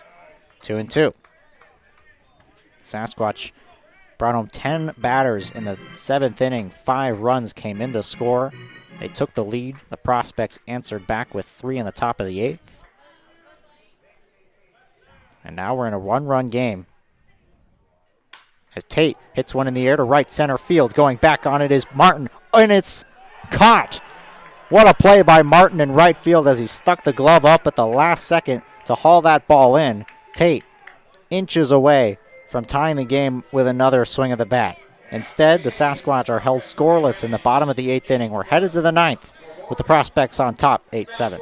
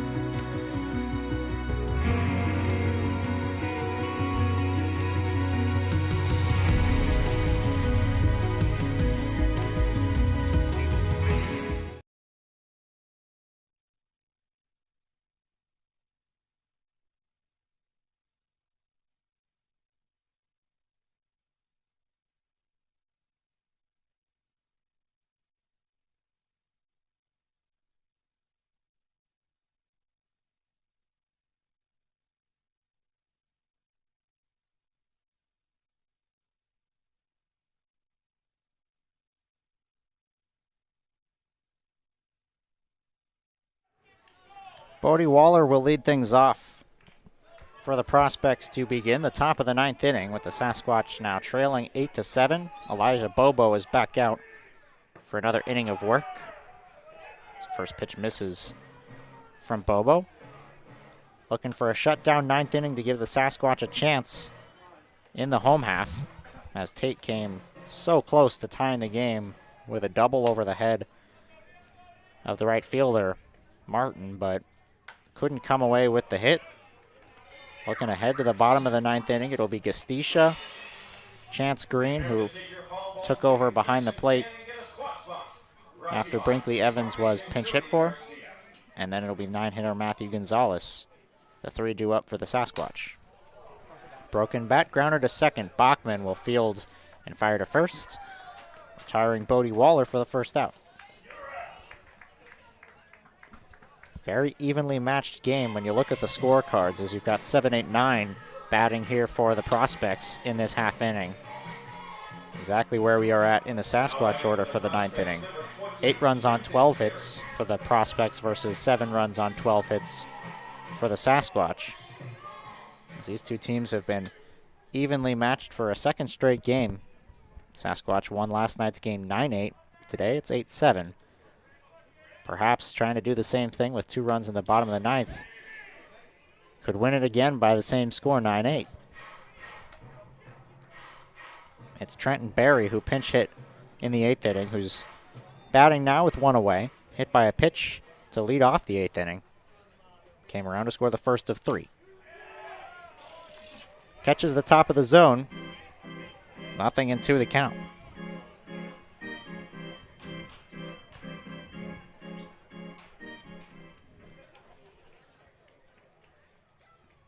Bobo misses high with the fastball. 1-2 now the count.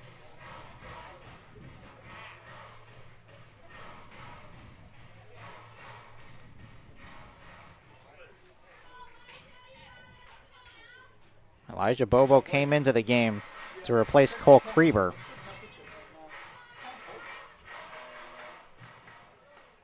Krieber charged with 3 runs, all earned in that 8th inning. 1-2. In there, strike 3. Got him looking. Barry down on strikes for the second out. That'll bring up the 9th spot in the order, which was Luke Bias to start the game. But again, a pinch hitter, Drew Borner, in the 8th inning. He'll be up for his 2nd time in as many innings. Looking to extend the 9th inning for the Prospects. Takes up high. 1 ball, no strikes. Borner walked and stole a base in the 8th inning. 1-0 in the dirt, 2-0. Top of the order on deck in the form of Blake Stenger, who's batted 5 times. Could come up for a 6th if the Sasquatch cannot get the out here on Borner.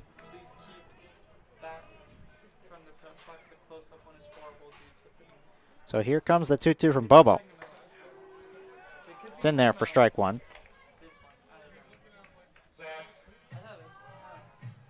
going to try to work on focusing or try to get the outfield camera. 2-1. Just misses. 3 balls and a strike now on Borner. Bobo, since coming into the game, gave up an RBI single on Vermoss that gave the Prospects the lead. He's then retired the next 4 batters. 3-1.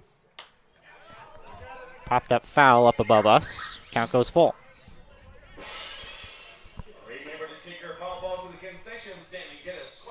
Sasquatch looking for out number 3 here in the 9th to keep this game 8-7. Give them a chance to tie it or walk it off in the home half of the 9th.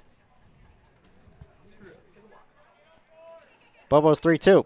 Swing and a miss. A pair of strikeouts in the inning. He sets the Prospects down 1-2-3. The Sasquatch are coming up. Gastisha, Green, Gonzalez, the last hope for the Sasquatch when we return.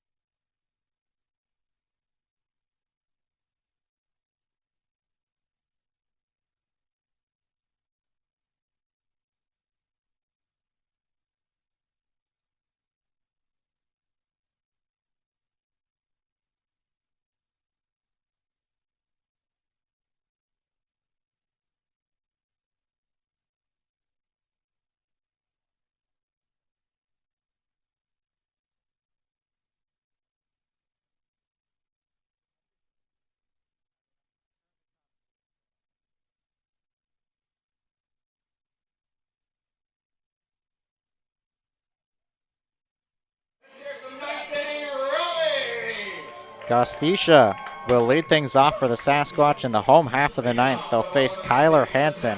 Nobody throwing in the Prospects bullpen, so it looks like it'll be Kyler Anderson who will have the 9th inning to himself to try to work through this. Gastisha, Green, Gonzalez, the 3 scheduled for the Sasquatch as the first pitch sails inside on Gastisha. 0 for 3 day at the plate for Braden. He walked in the 2nd inning, lined into a double play in the 5th inning. That big inning could have gotten out of hand for the Prospects, but a double play ball off the bat of Gastisha sort of halted the momentum at that point in time. Got the Sasquatch to just 1 run in that frame. Castillo looking to make up for it to lead off the 9th inning, getting on base any way he can. 2 balls and 1 strike is the count on the right fielder. Javier Marcial is standing at the top of the dugout talking with head coach Justice Scott. Could see him pinch hit in this frame. He can't really pinch hit for Chance Green because they only have 2 catchers, and Green is already the second one being used. 2-1 pitch is skied in the air to right field. Barry makes the catch, and that's out number 1.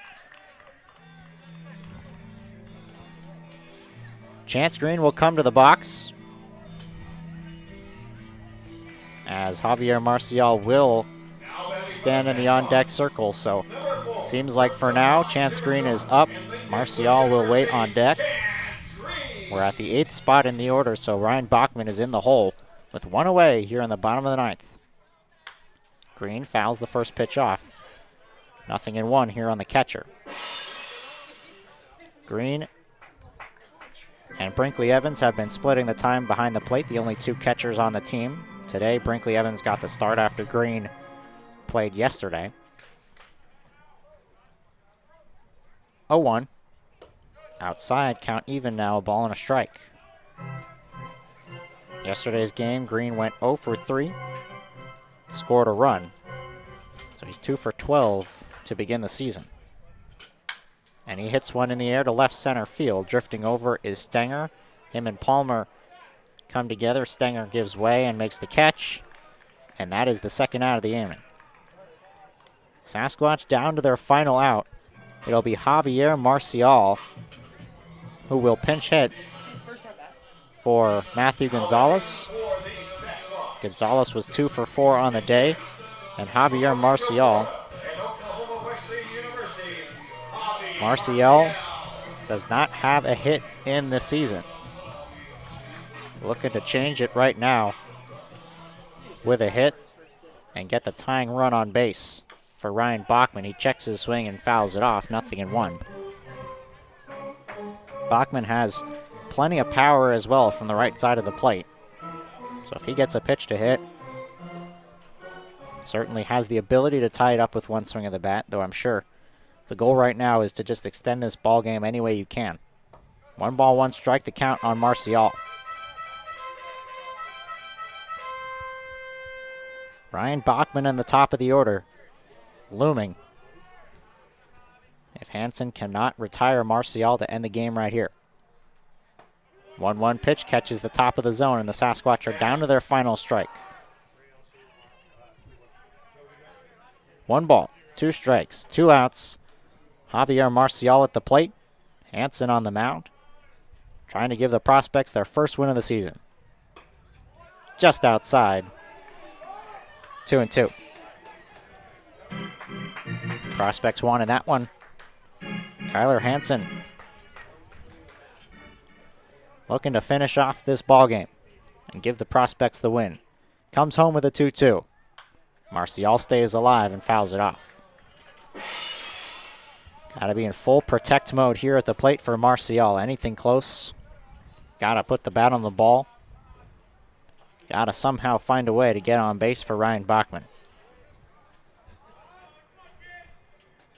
Another 2-2 from Hansen. Another foul ball by Marcial. We'll do it again.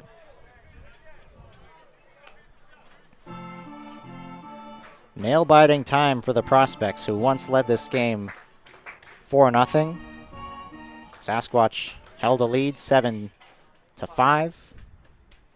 And now with an 8-7 game, a ground ball is weakly hit to third. Marcial running hard down the line. Bare hand throw to first, and that's how the ball game ends. A nice defensive play by Waller at third. Bare hand play retires Marcial, and that is the end of tonight's game. The Prospects win this one 8-7. Come back from down 7-5 in the top of the 8th inning. They scored 3 runs in that frame, and that's enough to get the job done. So the Sasquatch win game 1 of the series. The Prospects answer back with a win tonight, and it'll all be decided tomorrow with another 6:05 first pitch scheduled between these two teams. And we'll have the action for you right here on the Spearfish Sasquatch YouTube channel. So we'll take a break here on the Spearfish Sasquatch YouTube channel. The final score here, 8-7. When we come back, we'll have the GP Local post-game show. You'll hear from me, and I'll recap tonight's action and look forward to tomorrow's game about what the Sasquatch can do to try to come away with the series victory. We'll take a break here. The GP Local post-game show is coming up when we return.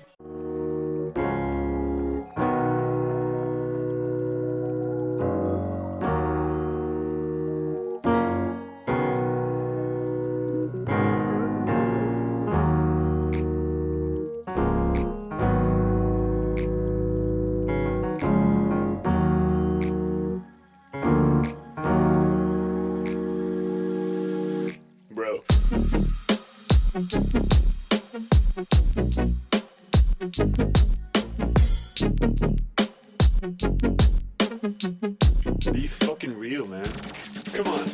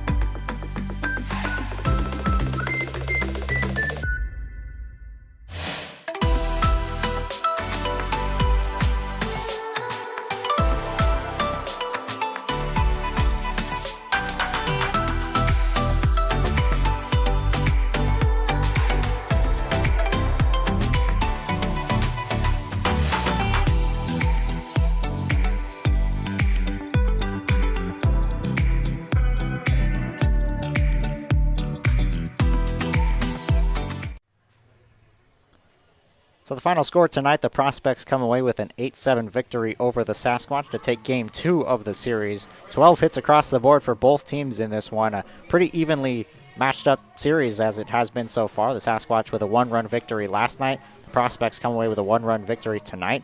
It's all going to be decided tomorrow night. But taking a look at some of the stats, got to be happy if you're head coach Justice Scott, at least in the pitching side of things. Although you give up 8 runs and you give up 12 hits, only 4 walks across the board. That's something that they struggled with in the series against Casper.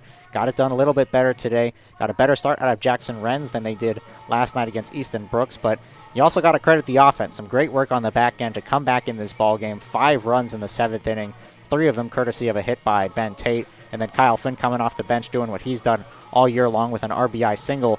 Just a great job by the offense to stay in this ball game.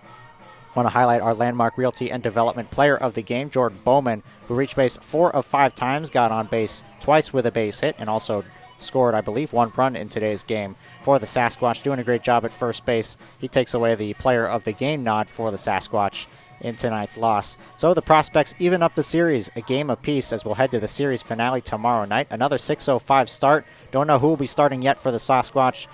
or who will be starting for the Prospects for that matter. But either way, the Sasquatch able to use only a few arms out of the bullpen as well, so they should have plenty of guys rested and ready to go for that series finale. As we mentioned, this is a tough stretch of the season for the Sasquatch to open things out. I mean, they had to start all the way back in Casper. No days off. They came home for a scrimmage against Legion, on the road to Oahe, and now they're home for 6 straight days. This is day 2 of 6 that they'll be here at Black Hills Energy Stadium. So if you want to come out to tomorrow night's game, it's also fireworks night on a Friday night here at the ballpark. 6:05 first pitch. Prospects and Sasquatch will wrap up the series, and you'll catch the action. If you're not able to watch it in person at the ballpark, you can watch it right here on the Spearfish Sasquatch YouTube channel. So for everyone here at the ballpark making this show happen, for Eric Schmidt, our GM, for Stephen Hogenkamp, our video production intern, making this happen behind the scenes, I've been Ari Wald. This has been the GP Local postgame show. Your final score tonight, 8-7, Prospects win.